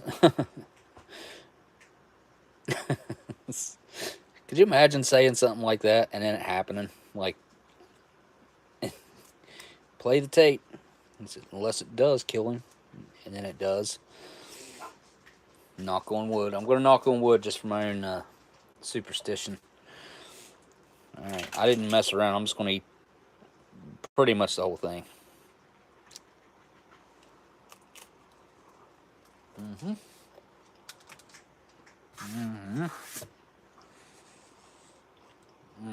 Yeah.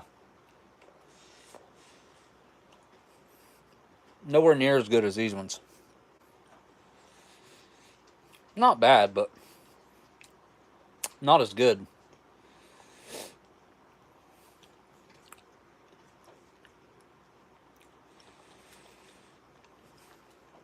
Clear the spoon off.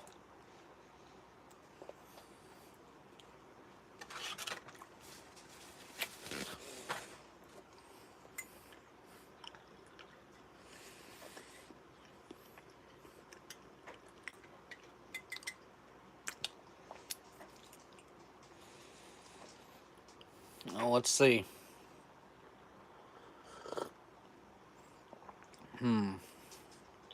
That tastes super weird.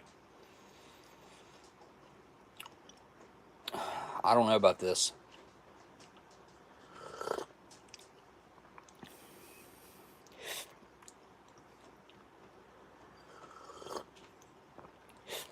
Hey, Smitty, are you still here, buddy? Before you take off, hang on a second. Let me get this box. Let me get this out of the way.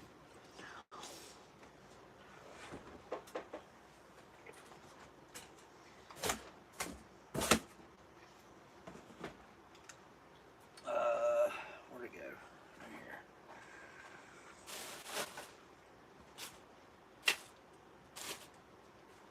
Oh, I did not create a post.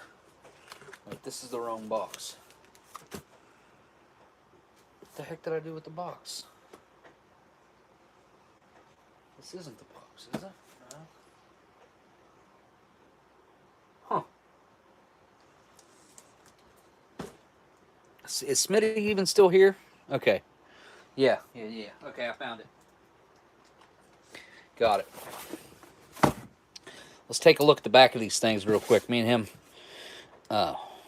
kind of wondering about the guy that I got these from. And like I said, he'd already shipped them after. It kind of a problem here. Like I said, this is not the food that he told me they were. And the only reason I know that's because Smitty found out what these are. Okay, that one. Jeez. Yeah. That don't sound like no crackers or nothing in there. You cannot read anything on that particular one. Let's see. And the other ones that Smitty found had printing on the back that told you exactly what they were. That one, you can see part of the part number and stuff. Tear tab with pliers, handle with care. Do not open until ready to use. The Heinz, Jack and Heinz Incorporated. And that's probably what had that guy thinking that it was food, because it says Heinz, but it's not Heinz. It's not Heinz the food maker. All right. Yep, nothing on the back of this one either, and nothing readable here. So, yeah, he didn't dupe us there. But see that stamp right there? That makes me also think that I think that stamp only comes on things that are not food, if I'm not mistaken. There's no date code on this one, but there is a date code. These are from 1944, I believe. Yeah, autopilot. Yeah, I knew it was a relay. I couldn't remember what for, though. Autopilot. Can't remember what plane it was for either. Probably for a lot of them from that era. I'd say they probably all used the same autopilot relay. That can right there is just... It's seen better days, that's for sure. I thought this was the one that could read the date on it, though.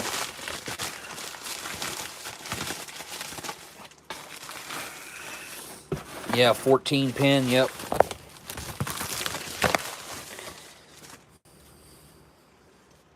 Spicy tuna's on it. Yeah, right there. June 13th, 1945 on this one. Bedford, Ohio. That's not very far from me.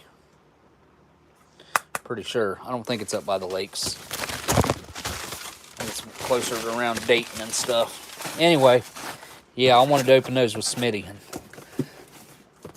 so we could both look at the backs of them. But yeah, he's going to have to take those back. Tim, yeah, they go for about $15 each shipped. And I think that's for 2 different cans, if I'm not... It might just be for one. It was like 15. And that might have been with free shipping. I can't remember. Either way, I way overpaid. More than double. Closer to actually triple.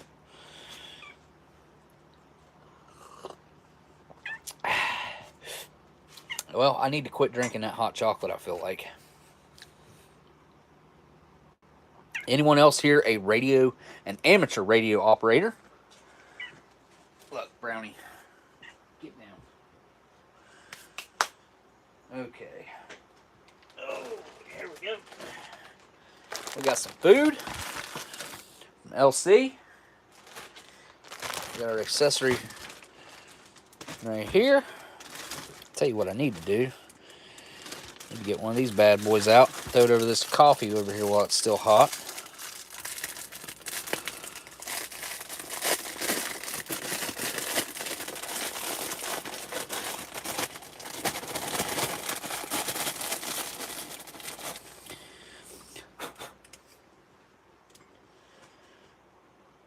Falling in there.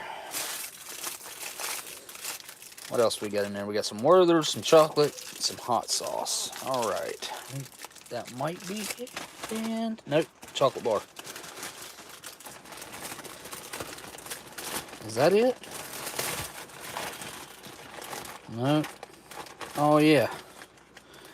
Forgot about that. Collagen. I need to take this anyway. I'm out of my collagen pills.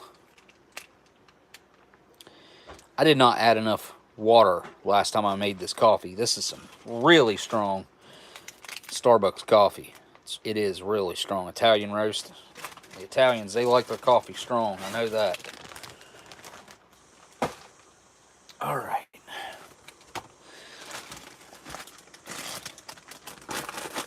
And we got these bagel crackers already open because I took some from on the last meal. It's actually really good. Oh yeah. I don't know that I'm going to do that. I don't know that I'm going to dig into that. What's this? Salmon pate. I could try that. And some korma. I am not going to mispronounce that. Flavor of India from the Taj Mahal brand. Vegetable medley and creamy sauce. Truly natural. All right. May I suggest you put the Werther's in your coffee? I could do that. I will drop a Werther's into the coffee.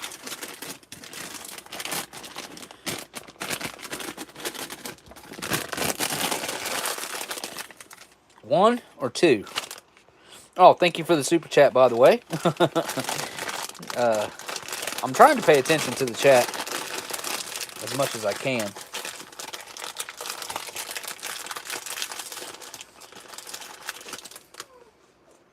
I'll get two out. There's plenty here.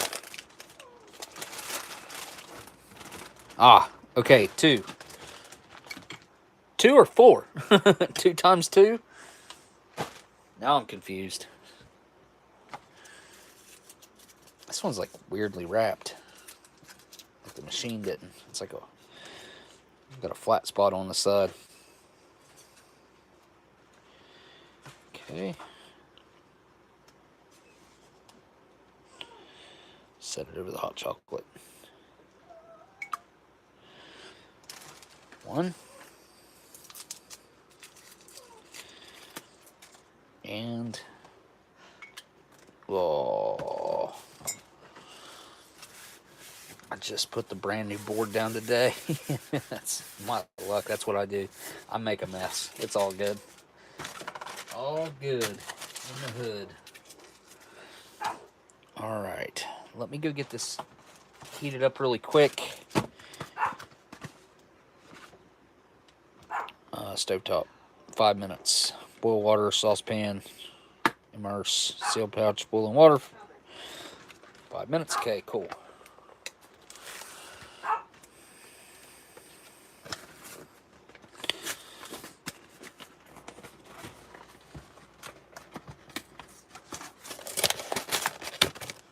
should be a...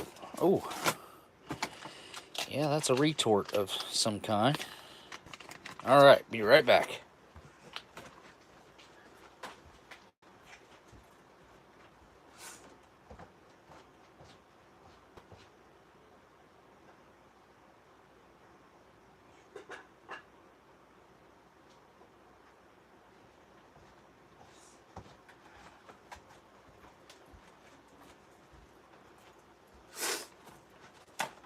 Alright. Yeah, I'm not going to do this one because I don't want to waste it, and I know for a fact I'll try this, and that's about as far as I'll go with that one. Now the pate, that I can get with some bagel crackers, bagel crisps. But when it comes to fish with skin still on them and stuff, like I just, The tuna has a sweet tooth. It's a sweet tuna. Huh. Let's see here. Milk is way up there on the ingredients list. Well, maybe not. This is going to take some can turning. No preservatives. Ingredients are salmon, vegetable oil, and then whey milk. Or whey, and then it has milk in parentheses. I don't understand. Water, potato starch, sodium caseinate. Again, with the milk. Defatted soy, flour onion, salt, spices, smoke flavor, yeast extract, paprika extract. Refrigerate after opening and consume within 1 day. Best before see date on the lid. 1/14/23, so plenty of time there. All right, I've read enough. Whoa, really? Is that what that's supposed to look like? It does look very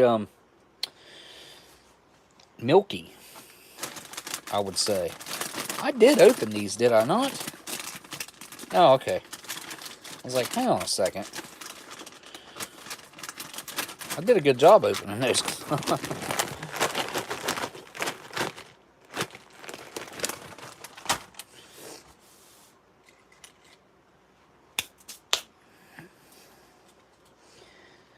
Can I do this? Yes, I can. It almost looks it looks almost like it's cheesy. All right, here we go. Let's give it a try.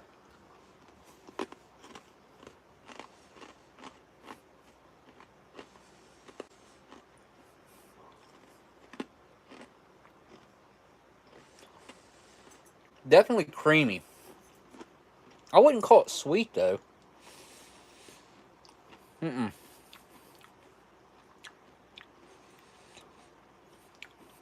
No, it's actually salmon pate. Is it salmon? Yeah, salmon pate. Viper.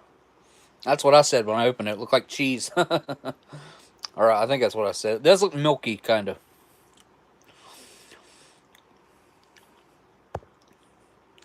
They gave peanut butter and dried eggs to welfare recipients. They also gave us cheese. When I was a kid, man.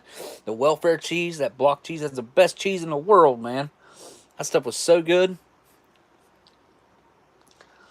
God, I haven't had that stuff since I was a little kid, but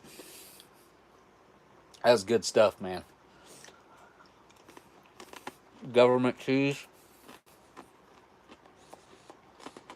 You can't buy that stuff anywhere. And I mean, I haven't seen it, like I said, since I was a kid. I don't know if that's, I'm sure they don't still make it.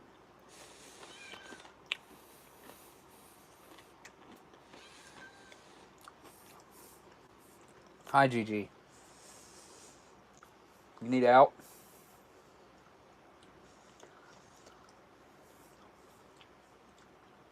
You don't want anything up there. Coffee with the Werthers. Wash that down.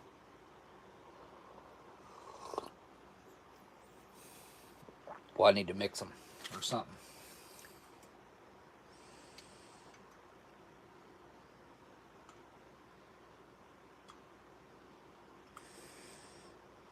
It's changing the color of the coffee.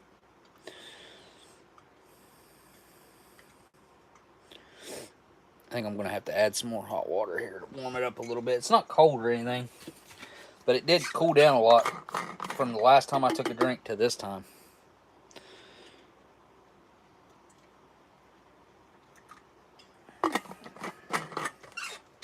But the coffee was nice and strong, so that should be okay. Whoa, Cyanide Cookies just coming with a great big old super chat. Hey, Smokey and all the smoke lights. Stuck at work, but wanted to jump on and say Happy Easter. It's lunchtime Sunday here. Have a good one and take care of each other. Well, Happy Easter to you over in Australia, dude. That's, I always forget, like, you're in the future. you're a whole half a day ahead of me. No, almost a whole day, right? No, it's a half a day. You just said it's lunchtime, so that means it's probably like what, 11 o'clock Australian time. Man, thank you so much for that big old super chat, dude. Wow. Yeah, I keep forgetting about the whole Easter thing, kind of. I don't know why. Whoa. Those got like milk or something in the middle? I don't remember. Were those filled with something? I gotta look now. Those definitely look like they got something going on in them. Give it a try now. Oh yeah, that's changing everything. All right, I gotta go get that out of the water. Here, Gigi, we'll go out. Here, go. Hurry. Go. Come on if you're coming.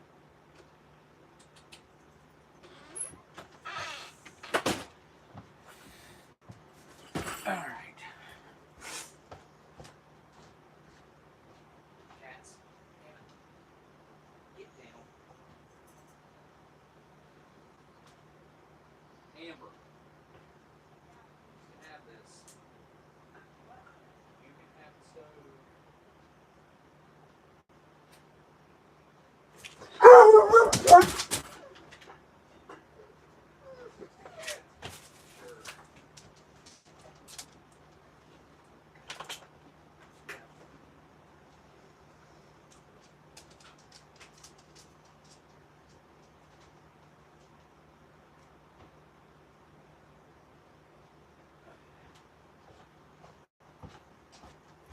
All right. Some vegetable korma. Because I am hungry. Dan, if you're still around, man, thanks again for the big old super chat from over there. Oh, CT couldn't make it this time. CT's always missed when he doesn't show up. Our good old-fashioned Canadian trucker, which was named Canadian Trucker long before the Canadian Trucker peaceful stuff that they done. I'm not going to say the other word because I don't feel like that's a good way to characterize them. They were doing some good stuff, man, those fellas. And which CT was, I'm not going to talk about CT. CT, you'll be missed, buddy. If you ever watch this back, you probably won't, but still.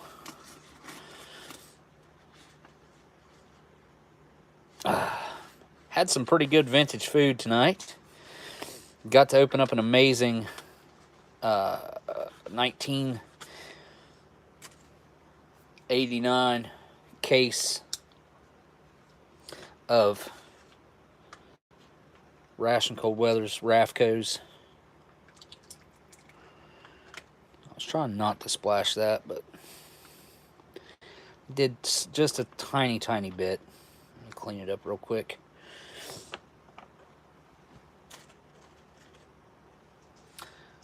Oops, forgot about the...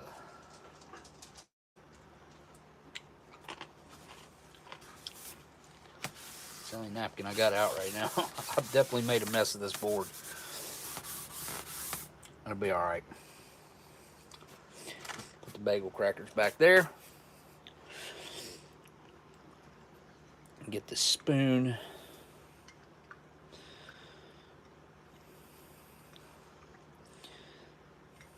Yeah, these got to be filled with something. I want to eat that.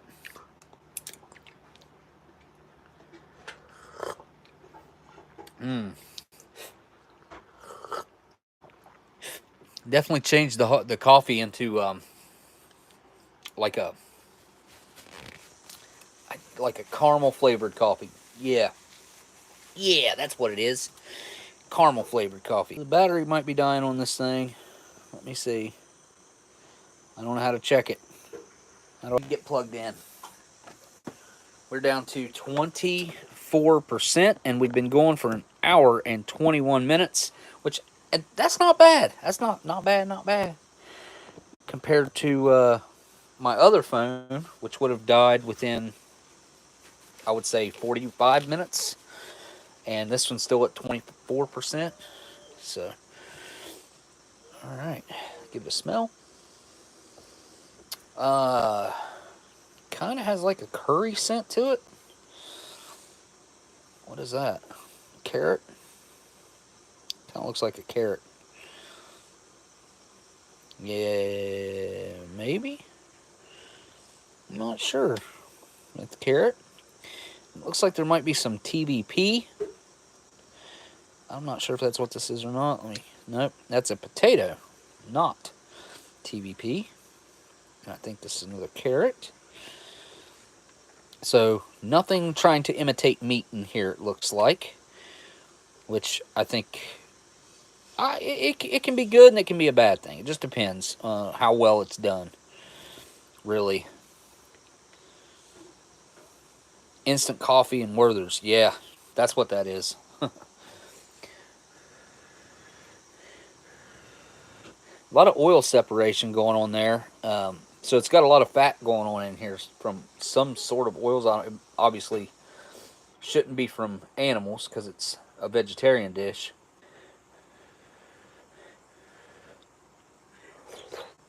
Really hot. Really hot.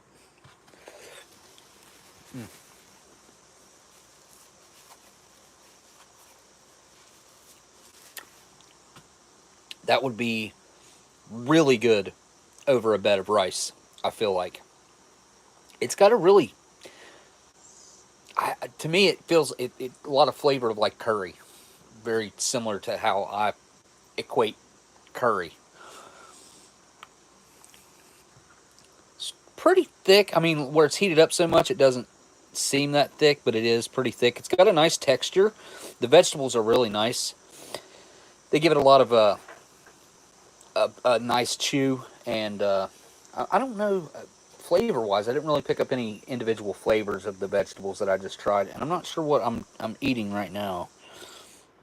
That almost looks like a piece of TVP or something. Yeah, that does look a lot like TVP. Huh. I didn't think that's what we had going on here, but let me find out. Actually, it's probably too hot to just take a bite.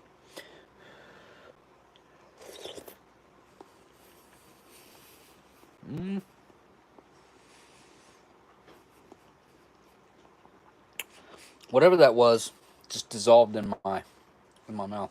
It does have quite a bit of spice to it.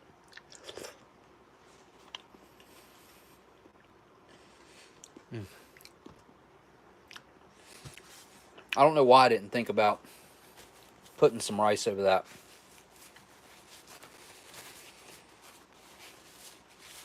Yeah, very similar to something that you would find in a British ORP. Very similar.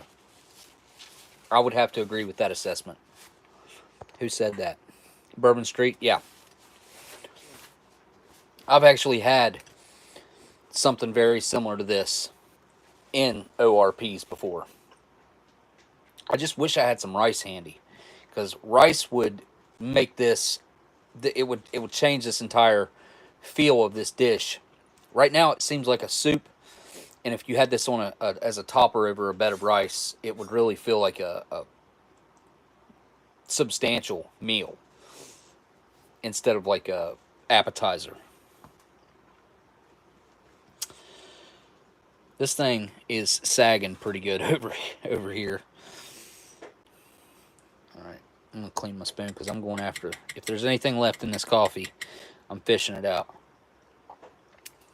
I'm going to have to wipe it.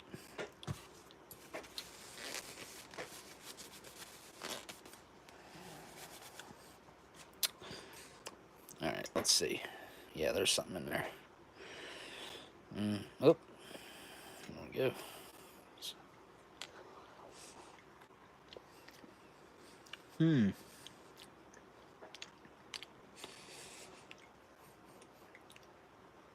Very milky. Whatever's in the middle of those is like milk.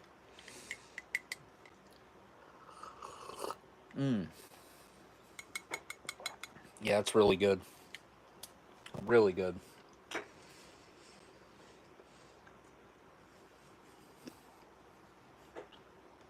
This thing's nice and soft as well. Yeah. I'm going to dip it in this hot chocolate. Even though the hot chocolate's got a slightly weird flavor going on, it's nothing too off-putting. I think it'll be better than the coffee, though.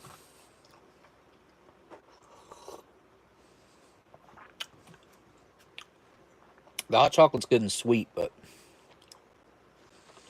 it does have a weird flavor. A lot of like old paper and weirdness like that going on.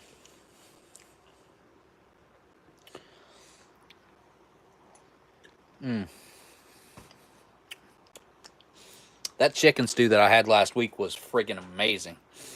It's vanilla cream.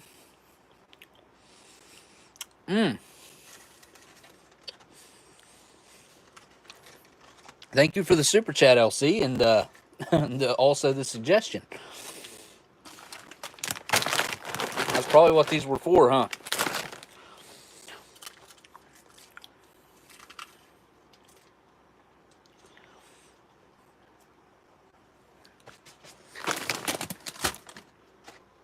Give those a minute. I don't know why I didn't. I guess I had just had it in my head that it was for the pate and the fillets, the herring.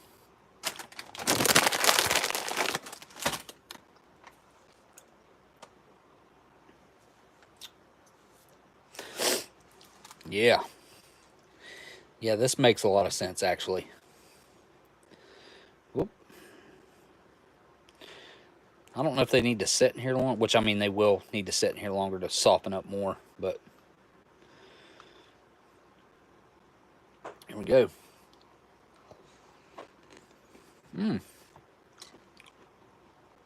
Actually already softened up quite a bit. Not all the way through to the center, but a lot of the outside. What's that?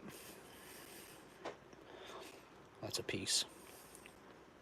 Yeah, this does have some nice spice to it, too. I like that.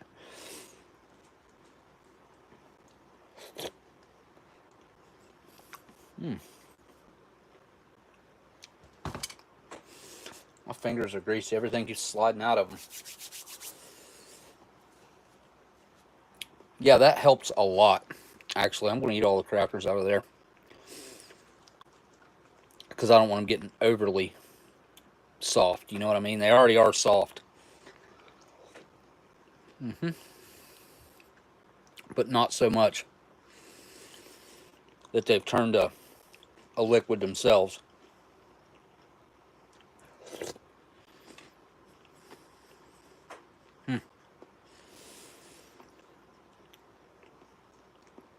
This is still so hot it's burning my tongue, too.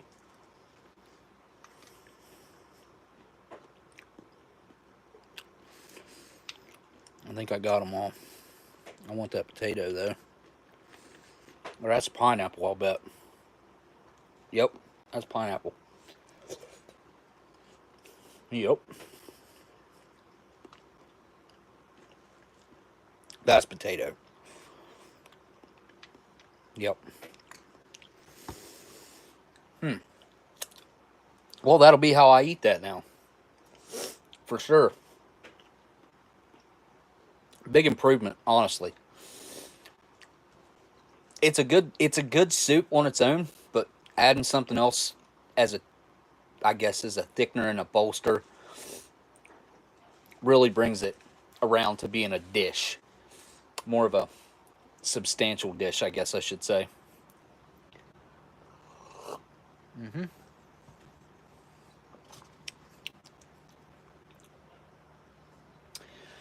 Grab one more piece of this before it cools off, because it will cool off.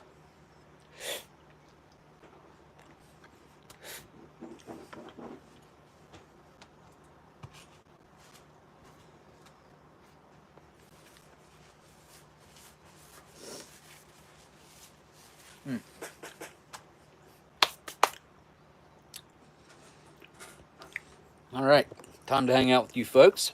And I don't know, like I said, I don't know how well the sound's working this time, because this thing doesn't have a headphone jack, so I got to get some Bluetooth microphones. And I also need to buy some cameras. Need to get a couple GoPros, at least one, probably two. And they don't have, I don't think they have to be the newest generation, not even close. Probably like 5s or 6s, I think. I think Sean said that those would be just fine. And then I want to get a decent DSLR, although I don't really know how to use one. But my little sister should know how to use one. She took camera classes in college. Awesome. Yeah, let's, yeah. I don't know if I tried the hot sauce last time or yet.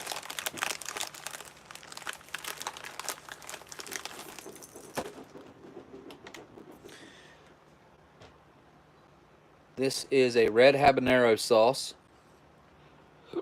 Excuse me, from Thunder Bay, Ontario. Small batch fermenters. Made by Heartbeat Hot Sauce. Glad I liked the IMP. It was awesome, man. It was really, really good. It's probably it's definitely in my top 5 as far as military ration mains go. The chicken stew from the IMP. If you guys can ever get your hands on what I really emphasize that I personally liked so much about it is the fact that it was like 80% chicken, maybe 70, but the sauce, I guess you'd call it the stew, was really nice and thick. The vegetables were few but good. What was there, a few potatoes and stuff. How the hot sauce will go with the pate and okay, let's find out. Pate and the cracker. Let's fix it up. Let's get some. I'm trying to get a big one. Yeah, that's a decent one.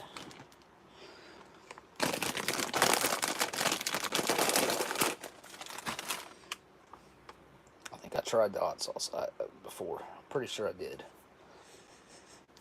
Maybe I didn't.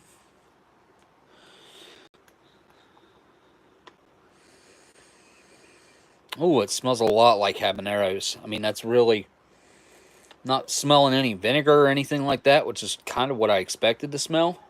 And I do not smell that. The korma's already got my nose running just a little bit. Alright. Hang on. I should probably shake this up. Right? Not sure. Probably. Most of them have a settling factor or a separating factor. They separate. Yeah, my nose is definitely running though.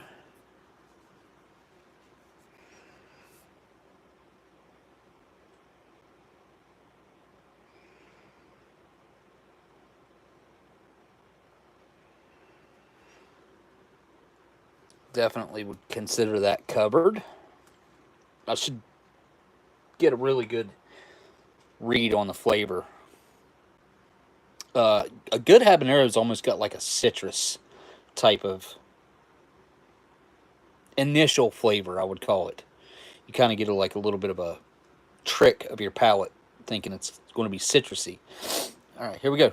Let's find out.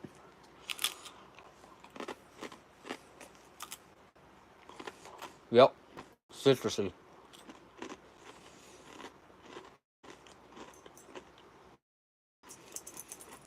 Hmm.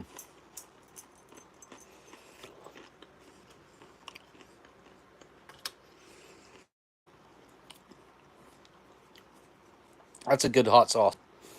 Not a whole lot of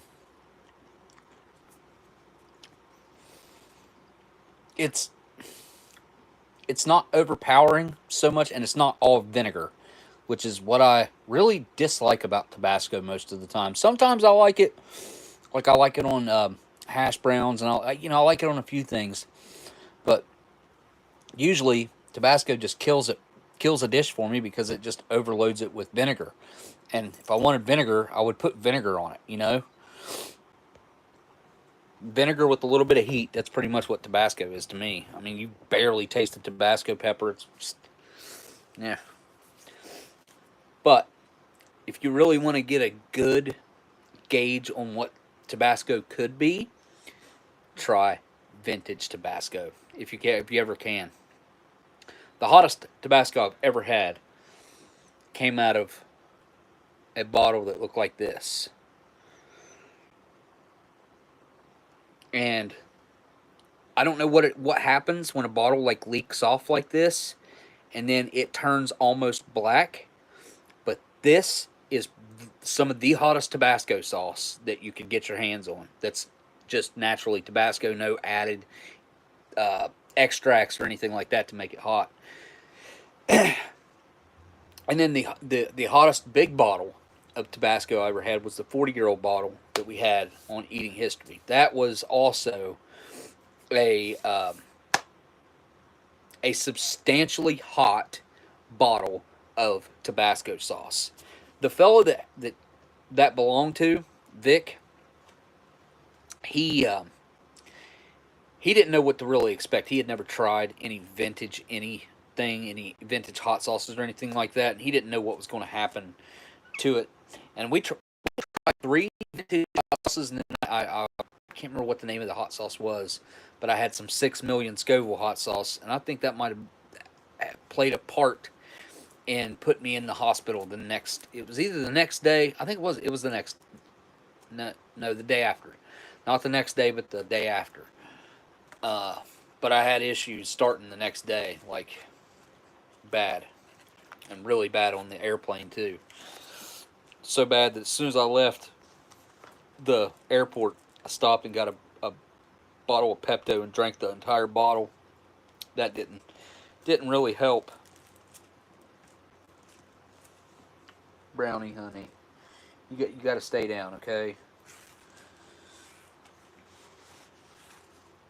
Oh yeah, I'm not gonna smoke this.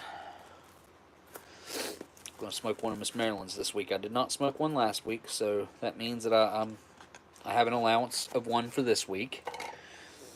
Willard Nelson. I hate vinegary hot sauces. I recently discovered my new favorite. Not super hot, but the flavor's amazing. El Yucateco Black reminds me of Copenhagen Fine Cut.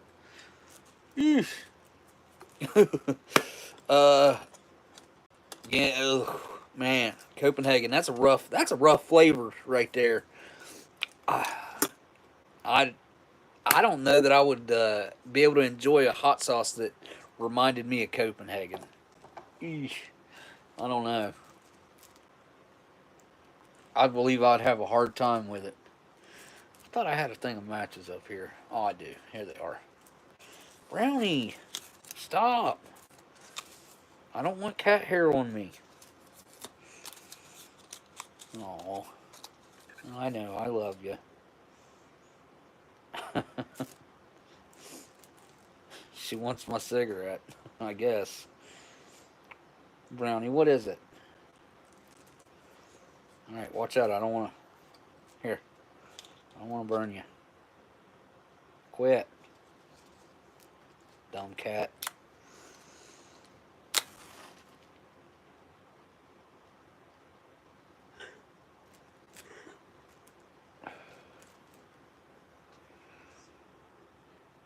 She's trying to spread her love. I don't know if that's what she's trying to do. I guess I'll sacrifice the shirt. Come on.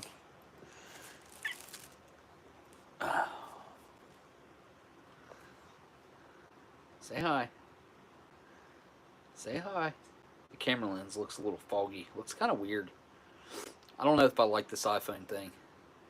Oh yeah, I never did clean this side of it. Maybe that's why. Let me try that here in a second. Oh. No, you're gonna meow. What? What? Yeah. I know. You're being all kinds of weird.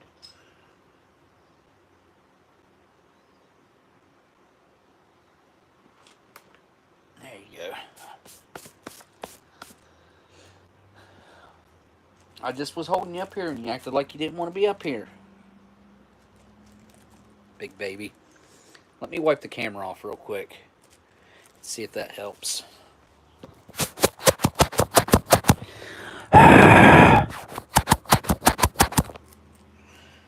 Oh yeah. That's a million times better. Holy cow. Should have done that a long time ago.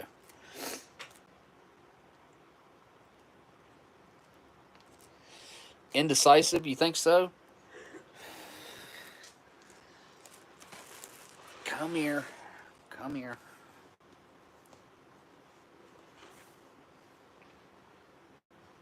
You just want to lay down on me, don't you? You got an ornery look on your face today. She looks like she's wanting to get into something. I can tell.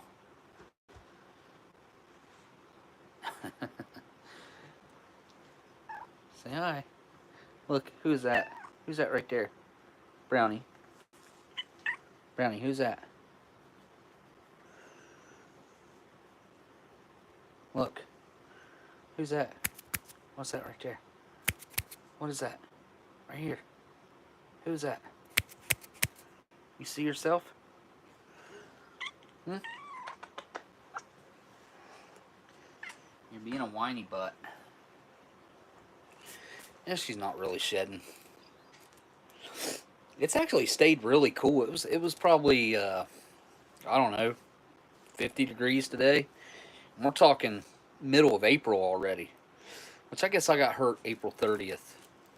And I had a hoodie on.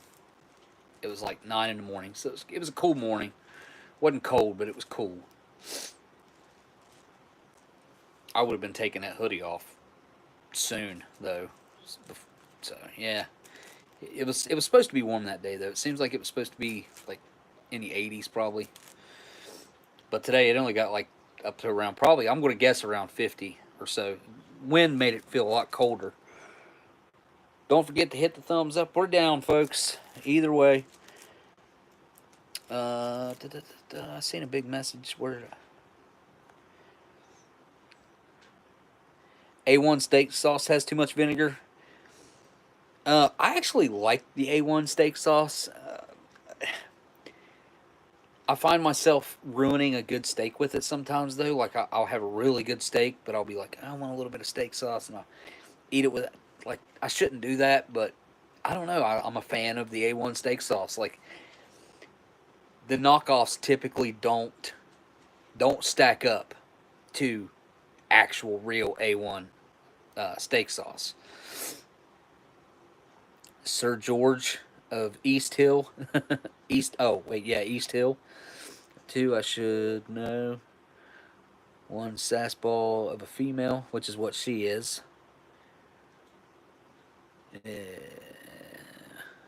What now?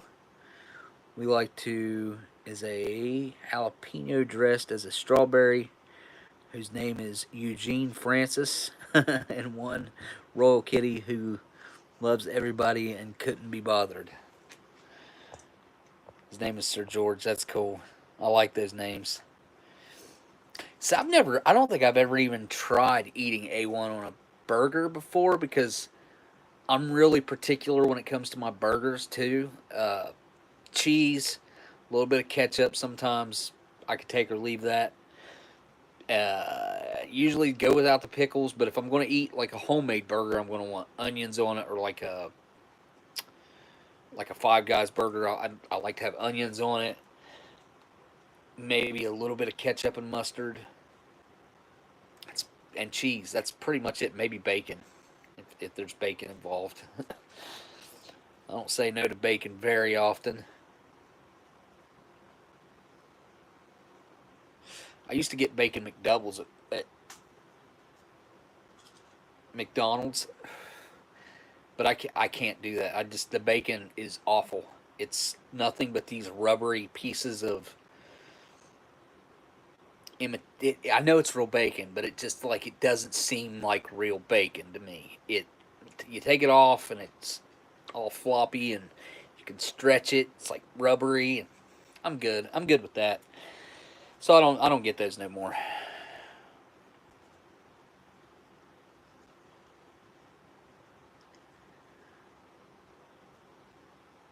Where would you get that at up there? Do you guys have like a good sushi spot up there?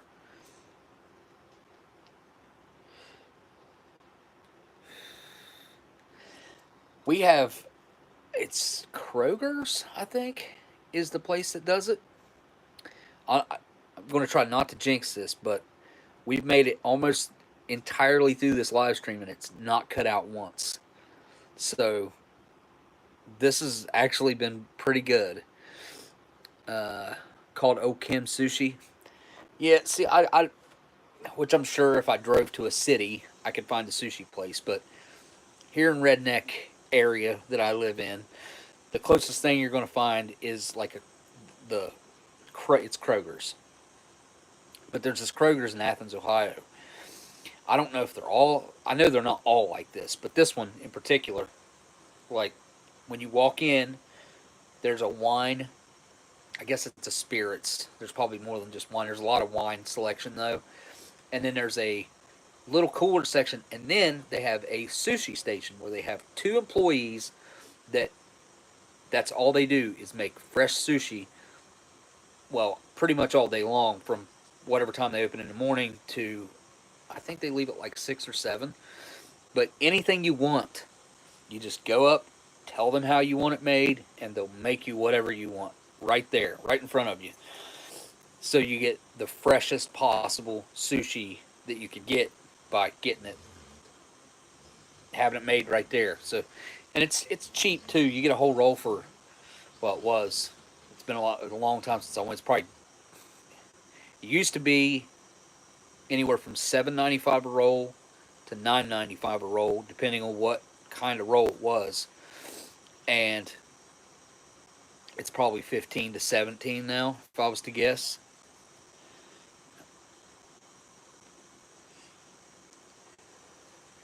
I wish I had 10 cans of these, Miss Marilyn. These are so good. I don't know why yours were so much better than mine. I think I do still have 1 or 2 left in my can. I always try to keep at least one in whatever it is, whatever pack it is. If I have a vintage pack of any kind, I always try to keep one in there so that I can share that experience with someone. Or if it's ever going to go on display, there will be one that can be pulled out or put on display. I always try to save that, at least that one. And I got my can right here. So let me grab it real quick. Yep. One. Doesn't even smell like tobacco anymore. Nothing. Yep. I only kept one. I wish I'd have kept two because I'd have probably smoked that one just to compare. But yeah, yours is way better than mine. Mine was a full can. Miss Marilyn's was a 40 count. Mine was a 60. But they're the exact same can. Except this one has 40 cigarettes written on it, and this one has 60 cigarettes written on it. But as far as size goes, they're exactly the same.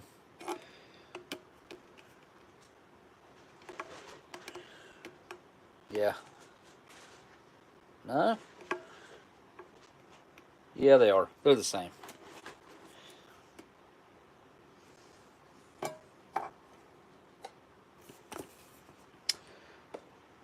Oh, I forgot about having the survival ration over here. Totally forgot about it. It's really beat up. Really messed up. Got the Australian medals from Dan.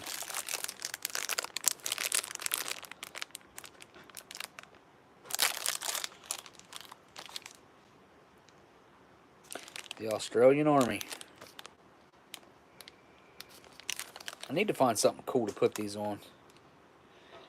This is the one they currently use, 1991 to current. This one was used from 1904 to 1949. These are cool. Cool. General service badge.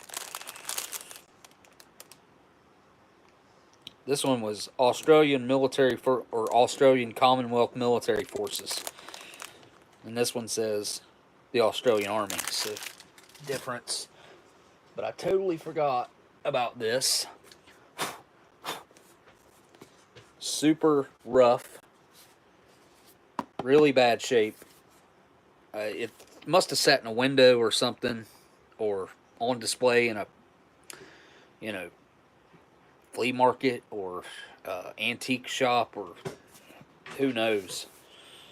Some place like that, because this thing has got more sun fading, and it's even. It's all the way around it. It's not like one side's faded and the other side's not. This thing is super faded. This is supposed to be dark red, and it's almost faded to the color of the can. But it'll be fun because it's got room in there. Like you would, honestly, I would think, especially with the dents that are in here, to actually make the space smaller, I wouldn't think it'd have any give to it, and it does have a little bit of movement in there. So I'm curious to find out if the Hershey's bars have made it. It's got 5 ounces, or no, it has 5 HA vitamin tablets, nutritious supplement, 12 malted milk tablet, 12 ounces of malted milk tablets, 8 ounces of CC bars, which is the like jelly bars, 8 ounces of fortified biscuits, and 2 ounces of enriched tropical chocolate. Nutritious and it says nutritious and quick pickup. The fortified biscuits is wholesome, substantial, and sustaining. Yeah. The CC bar says calorie, carbohydrates. Malted milk tablets, nourishing solids, well balanced in basic elements. That's a selling point. And the vitamin tablet says nutritious supplement. So those are the actual pills, the vitamin pills. I've never tried to eat any of those. Usually they just kind of stink really bad and infect everything that they're around. Also have, I don't even know if I ever showed these to you guys. These came from Gabrilla. Gave me these Roger Rabbit cards. But the reason he gave it to me is because there's a piece of gum in here. This is going to be made by the Topps Company in 1987. So I'd have been 5 years old when these were made. The gum's a little bit, there's a big piece in there, and then there's like a couple little pieces broke off the end, but still, it'd be cool to try them. Oh, it's got a special sticker inside too. Yay! Cool. Cool.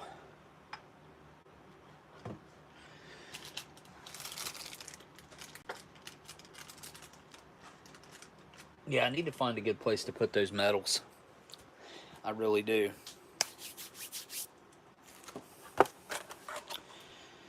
Alright, I think I went through everything.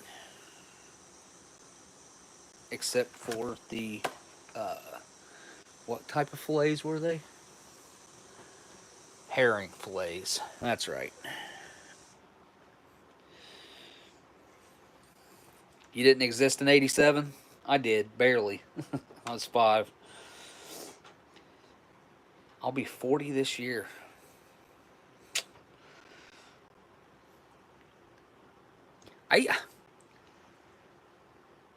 I want to say I love the bubble gum too. I did love to get the bubble gum and put it in my mouth, but I usually spit it out really quickly thereafter because the gum has always sucked, even when it was fresh, even when it was brand new.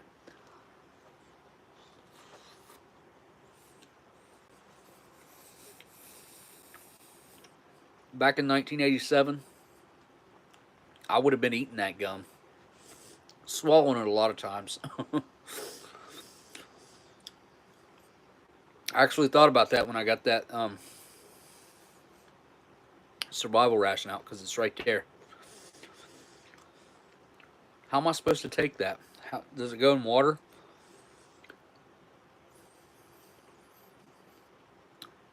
Definitely a novelty effect. Yeah, the collagen, it's sitting right there. Enhanced collagen. It's got a Canadian maple leaf on it, too. They should put stuff like that in rations, I think. Instead of trying to incorporate it into all the food.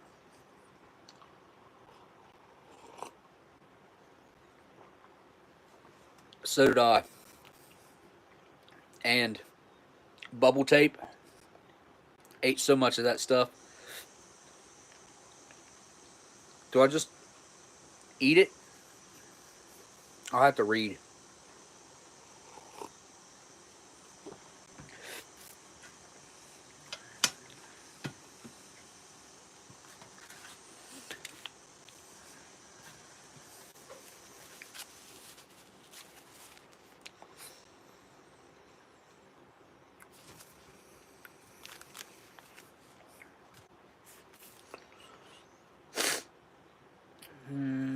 Recommended use or purpose.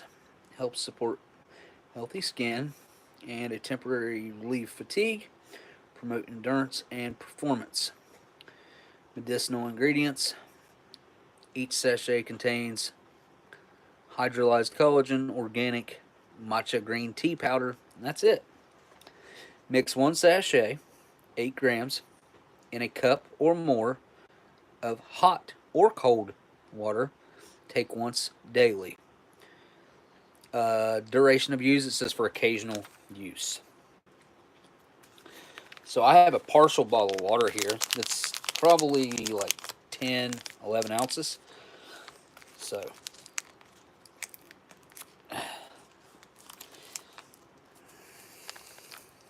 well,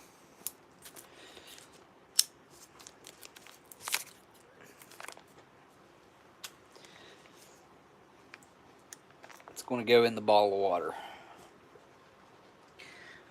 Definitely not doing hot.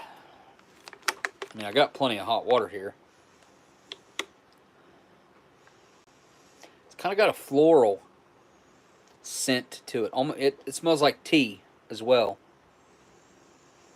Kind of like a floral tea. Oh, it's very earthy looking.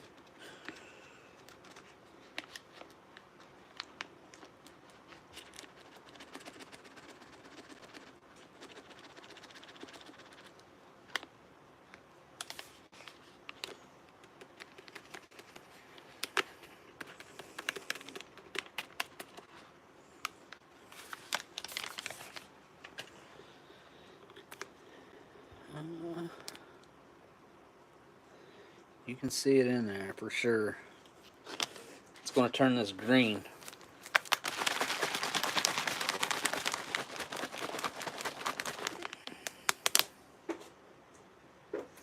Well, it's foaming up really bad.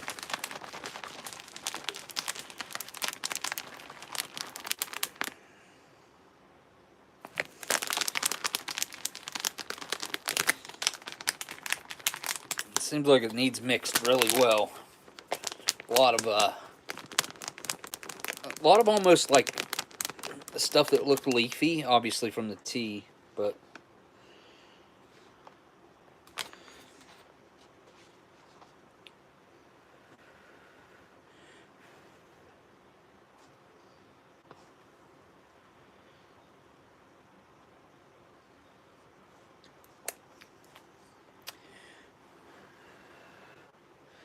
Yeah, it doesn't look very appetizing, does it?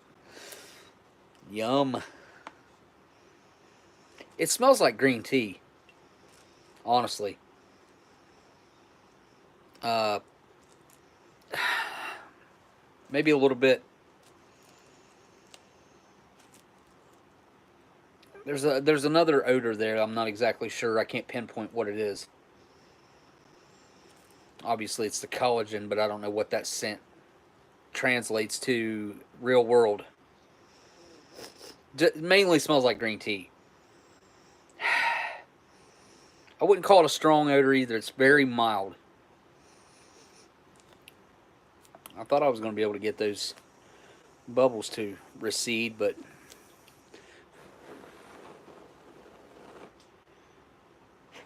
they look like they're stuck.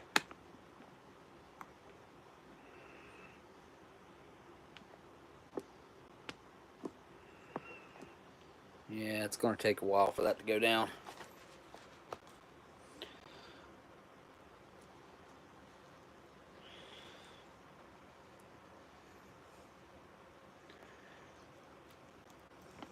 Brownie, chill.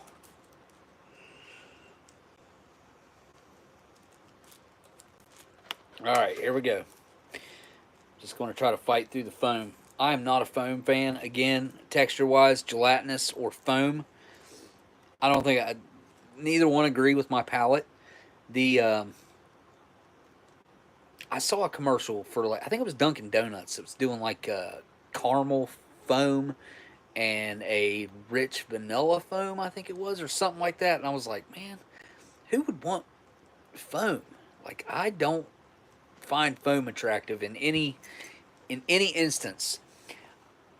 One thing drives me crazy. I haven't gotten McDonald's milkshakes in a long time because they became to the point to where they were mainly just foam, like foamy, and I'd get like a strawberry one, but it would be the whole thing would be foam, or 60-70% of it would be foam, and I can't. Um, Beer's a little different, I guess, because it goes away so easily and so quickly. So I guess beer foam is, I don't know, there's something different about that. It doesn't really bother me, which I don't drink much beer, so very rarely do I drink beer. Yeah, that foam ain't going. It ain't going nowhere. I'm stuck with it. I'm probably just going to leave some of it in the bottle and just try to down the liquid. I probably should add some more water to this. Actually, there was less water in here than I thought. It's less than 8 ounces, and I think it calls for 10. And I probably had 6 or 7 here, maybe 6. Brownie, you're sticking your claws into me. I would appreciate you not doing that. Especially don't make me spill this. I know it's just more I'm going to have to drink, but this seems more like a medicine type thing. Like you just gotta get it down. Just real quick, give it a slosh where I dumped that other water in. Yeah, that's going to be closer to where it was supposed to be at. Here we go.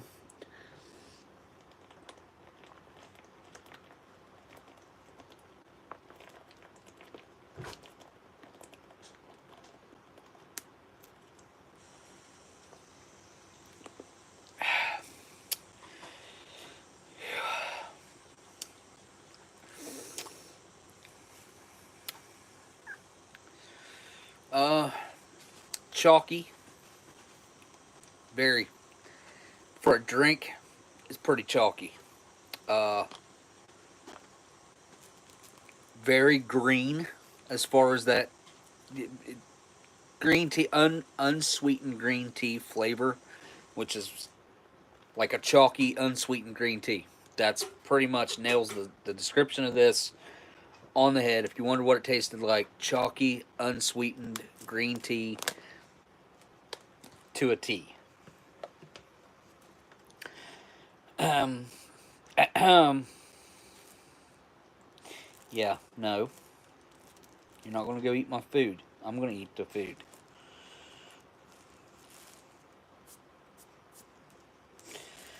Come here. Oh, stop doing that.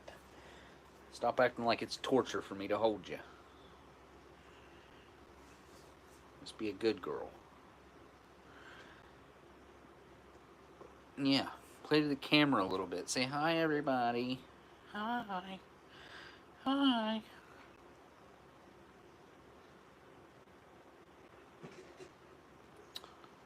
That was cute. Yeah. Oh. Oh.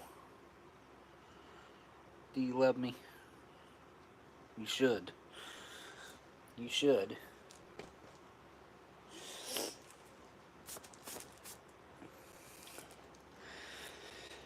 Whew. I'm actually full. I know that, I mean, I guess I didn't eat a whole lot, but if you add everything up, for me, that was a meal. Yeah. She's a big baby, that's for sure. Oh, I think I let Mama Cat out, and I don't think she came back in. Yep, nope.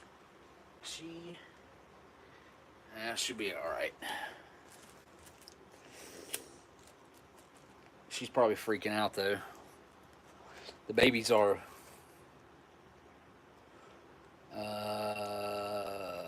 Wednesday morning, I think it was. I wrote it on the calendar. I think it was Wednesday morning or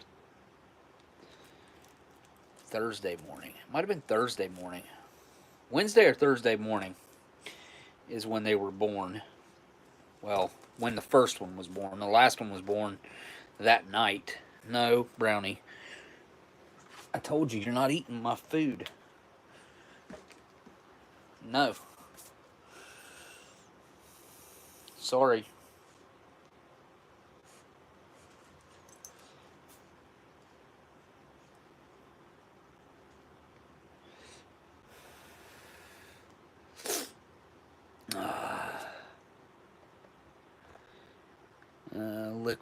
Liquid translator, because you'll be on the fart line speaking flushing with Vladimir pooping. Okay. I don't know what we're talking about, but there's a puddle in my backyard that looks darn near identical to the contents of that bottle. Yeah, you mix some grass in. I guess I've never bought mangoes before, and I bought some mangoes a couple weeks ago probably, and I've had them hanging in my window in there trying to ripen them, because on the actual package there's a label at the top and there's 4 different pictures, and at the very beginning it says sour, and it's got a picture of like a yellowish color mango. The next picture, it's a little bit more orange, and it says something else. It's, like sweeter, but still not ripe or something. And then there's one that says sweet and ripe, and then there's the last one. It's like very ripe, sweet, and there's 4. Like I said, there's 4 pictures. So, and it also says on there that they wrinkle whenever they are ripened. When they get, I guess, when they get really ripe. Well, the ones that I have are still quite yellow. They have some orange tint to them, but they're still quite yellow. Well, I decided, and they've started to wrinkle.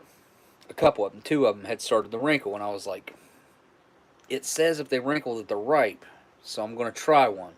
So I peeled it, and I ate it yesterday, and it tasted like chlorophyll. It tasted like fresh cut, like what fresh cut grass smells like. That's what it tasted like. I did not expect that, and it didn't smell that way, and I don't understand where that chlorophyll is coming from. I don't know if that's normal with a fresh mango like that, but I do not like it. And it was really weird because as soon as I would eat it and chew it for a second, I would get that flavor, but it would go away. and it would go away really quickly. I must say, I'm really not a fan of fresh mangoes. There is no way that the clock on this thing is right, is it?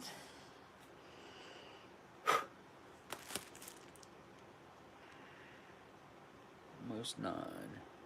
Holy crap, it is. Wow, I've been on here for a long time, guys. I'm going to smoke this, talk to you guys, and then I'm going to let you go. Have you guys heard anything cool in the news lately? Is there anything cool going on that that you should inform the rest of our crew here about?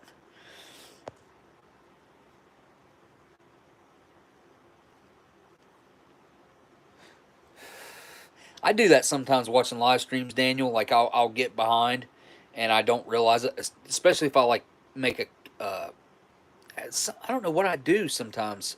It'll stop the video for a second, or I might like pause it and go away, do something, and I'll forget to fast forward it because I want to catch the whole thing or something like that.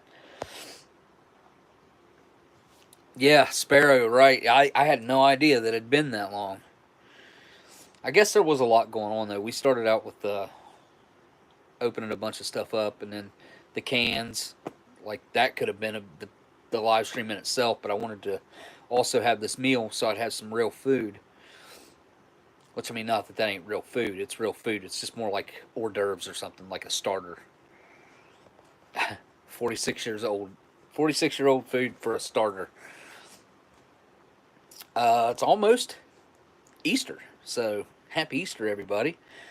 Oh, yeah. Ration Museum, guys. Everybody in here, please, well, if you're not too busy tomorrow during Easter, come to the Ration Museum live stream. I'll be at my mom's. I don't know.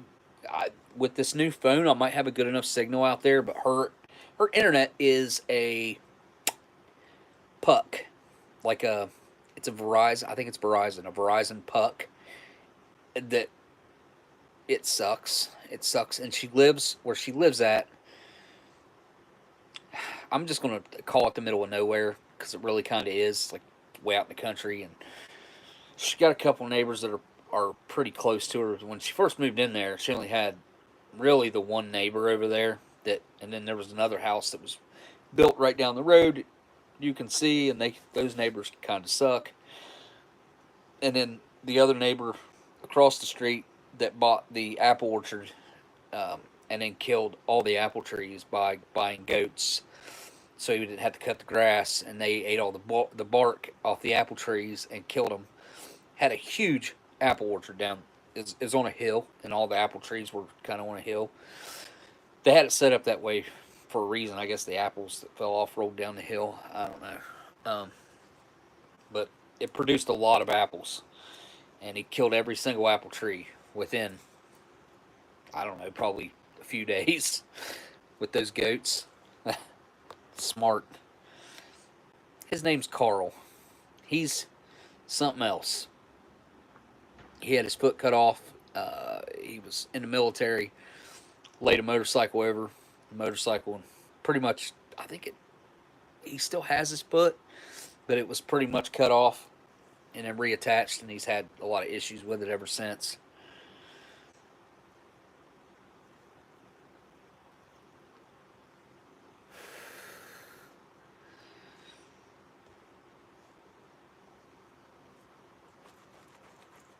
Be with family. Well, we'll see how all that goes tomorrow. We'll see. Depends. It really depends on the weather too, because they'll be wanting to hopefully play some games outside in the front yard or something.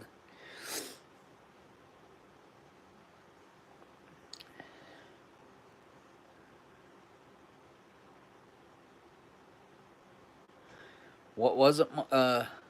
HRDK Knox. What was the statement?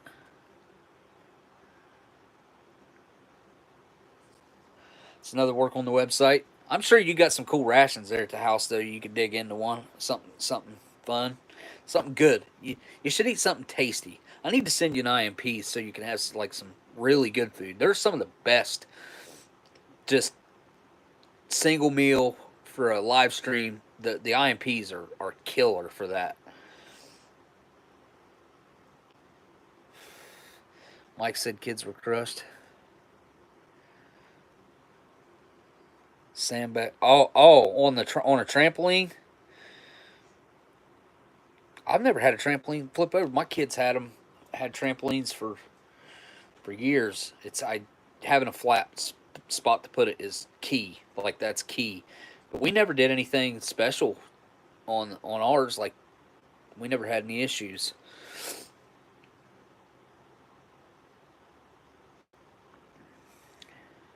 Good night, James. Happy Easter, man. Mike, are you related to Bert by any chance?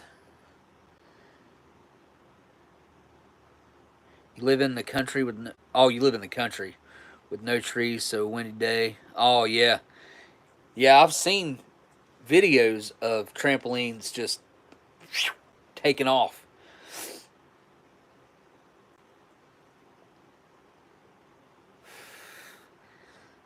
Is it really your cousin?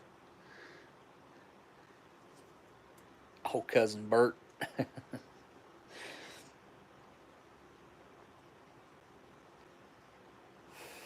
He seems like he'd be an all right guy to hang out with. All about the loss of the trampoline, not physically crushed.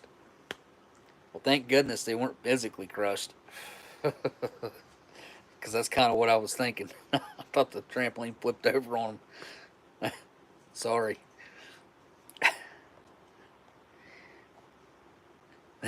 Thanks for explaining that to me, Knox.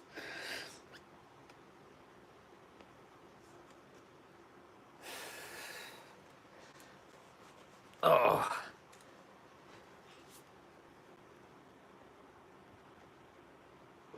All right. Announcements. Before I take off, Ration Museum live stream tomorrow. If you can make it on Easter, he'll be there from 3 to 7. ForeignMRE.com has well, they did have. ForeignMRE.com has some of those Chilean rations if you guys are looking. Good deal. Shipped with that $10 off. I don't know if it's still on there, but it was last I looked, which was recently, just the other day.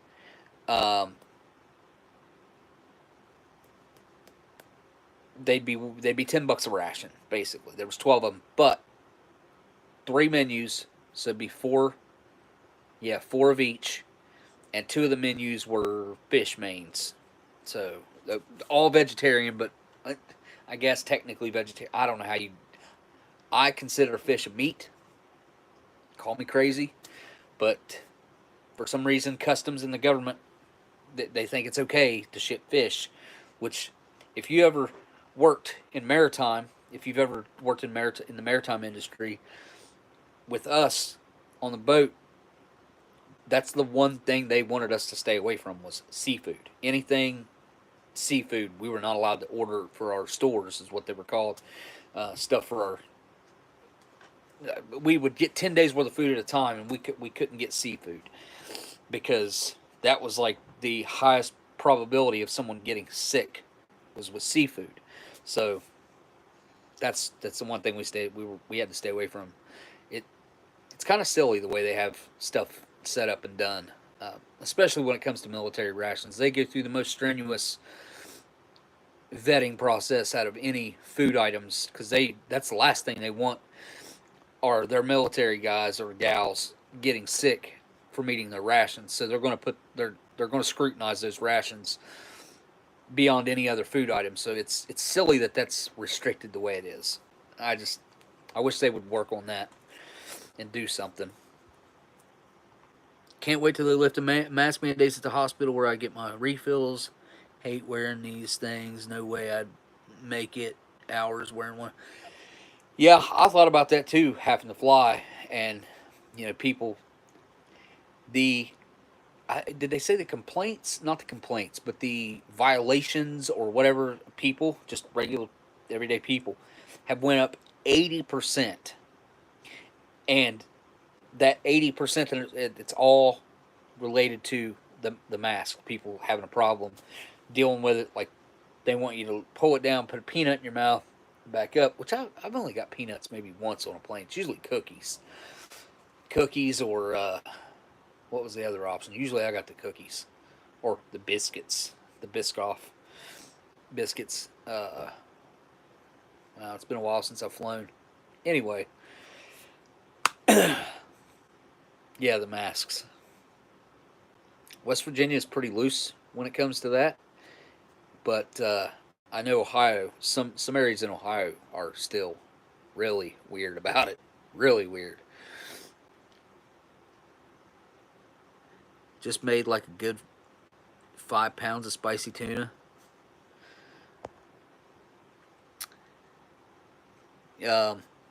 Enjoy. We got pretzels on the plan back in January. Oh yeah, the plane. Yeah. Um, Pretzels. That's right. That's another one. There was something else I was getting too. I can't remember what it was. It wasn't peanuts though. Peanuts. It seems like to me like peanuts are kind of rare anymore. I don't know if they're more expensive. Probably more expensive than peanuts. But the Biscoff, like you would think that those would be, what you only get two cookies. I call them cookies. To me, they're cookies. But technically, I suppose they'd be biscuits because that's what they are advertised and sold as. But yeah, I would take those pretty much every time. And if I didn't eat them, I'd just stick them in my pocket, and eat them some other time because they're easy and they keep and they're small. Yeah, the I can't remember who it was. It might have been Kaylin. Um, like 3 years ago, 3 years ago, she sent me a box. I'm not 100% sure it was her. Somebody sent me a box, and it was the first time I ever had the Biscoff cookie butter, and little sticks, and it's a little like individual package of the cookie butter with the sticks that you dip in it, and oh, those are addicting. Very, very good stuff. If you haven't had them, Dollar General sells them. I don't think I've seen them at Walmart before. They might have them, but go to Dollar General and pick them up because my mouth's watering thinking about it. They're really, really good, though. Really good. Ice cream bars, I've never seen them. Huh. I would definitely try that because they make one heck of a cookie and they make one heck of the cookie butter. The cookie butter is just amazing. They sell it by the jar. The cookie butter. There's also a cheap knockoff cookie butter. Stay away from it. I bought a thing of it just thinking it was really cheap in comparison to the Biscoff. The Biscoff for a small jar was like $5, and the knockoff stuff was like less than two. So I was like, I'll try this and see. I mean, it's cookie butter. How can they screw that up? It was nowhere near as good as the actual brand name stuff. The brand name stuff, it's worth spending the extra money because you don't eat very much of it. I would I would never put it on a sandwich or anything myself, but that's just me. Uh, by the way, Mask Tim, is it short for Timothy? Tim. Tim, are you Timothy? I always wear a mask because I'm high risk bone marrow transplant. Yeah, I'm high risk too. I've had it twice now, and both times I've had it, I had it for months when I had it. So not only am I high risk, I'm also one of those people that have gotten it for, what do they call them? Long haulers or uh, long COVID or whatever. So both times I had it. The first time was way worse than the second time. The second time I did run a pretty consistent fever almost every day on and off for a long time. But I wasn't really sick. It didn't feel like. Not compared to the first time. First time it was a lot worse. But I'm over it and I lived through it. but the side effects afterwards, this is going to sound really strange and really weird, but the second time I got it, my lungs and I had issues breathing after I had it the first time, and there was almost a 2 year stretch in between the time I had it the first time, because I had it really early. I had it March of 2020, and the second time, so almost a 2 year stretch in between. But after I got it this time, it's I know this is going to sound crazy, but it almost seems like it healed my lungs. And I know how crazy that sounds, but I had a lot of issues with like being able to take a deep breath and just the way I felt all the time in general.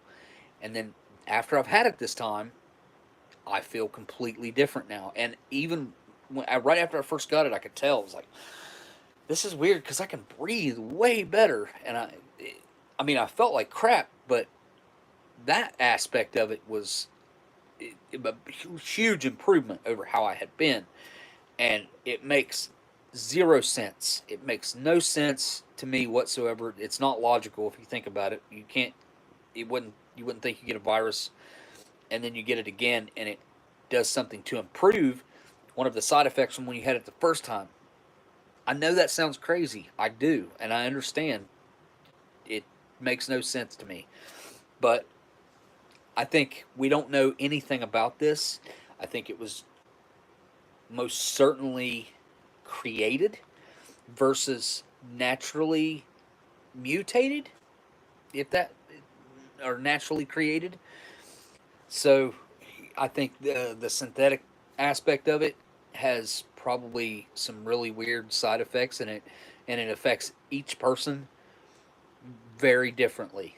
I'll bet, in my opinion, I don't think anybody has had the exact same illness over and over. Like typically, somebody gets the flu, you're gonna feel the same. Like everybody feels the same. You feel like you're super tired and run down with the fever, and you got the chills. And with this, it's like a crapshoot. You don't know what's going to happen. You don't know what the side effects are going to be. You don't know. You have no idea. Um,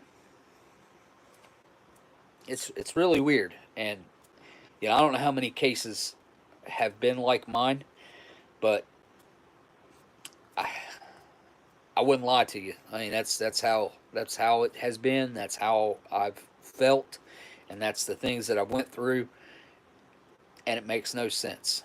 Makes no sense. Never had it, and I don't want. I hope you never get it.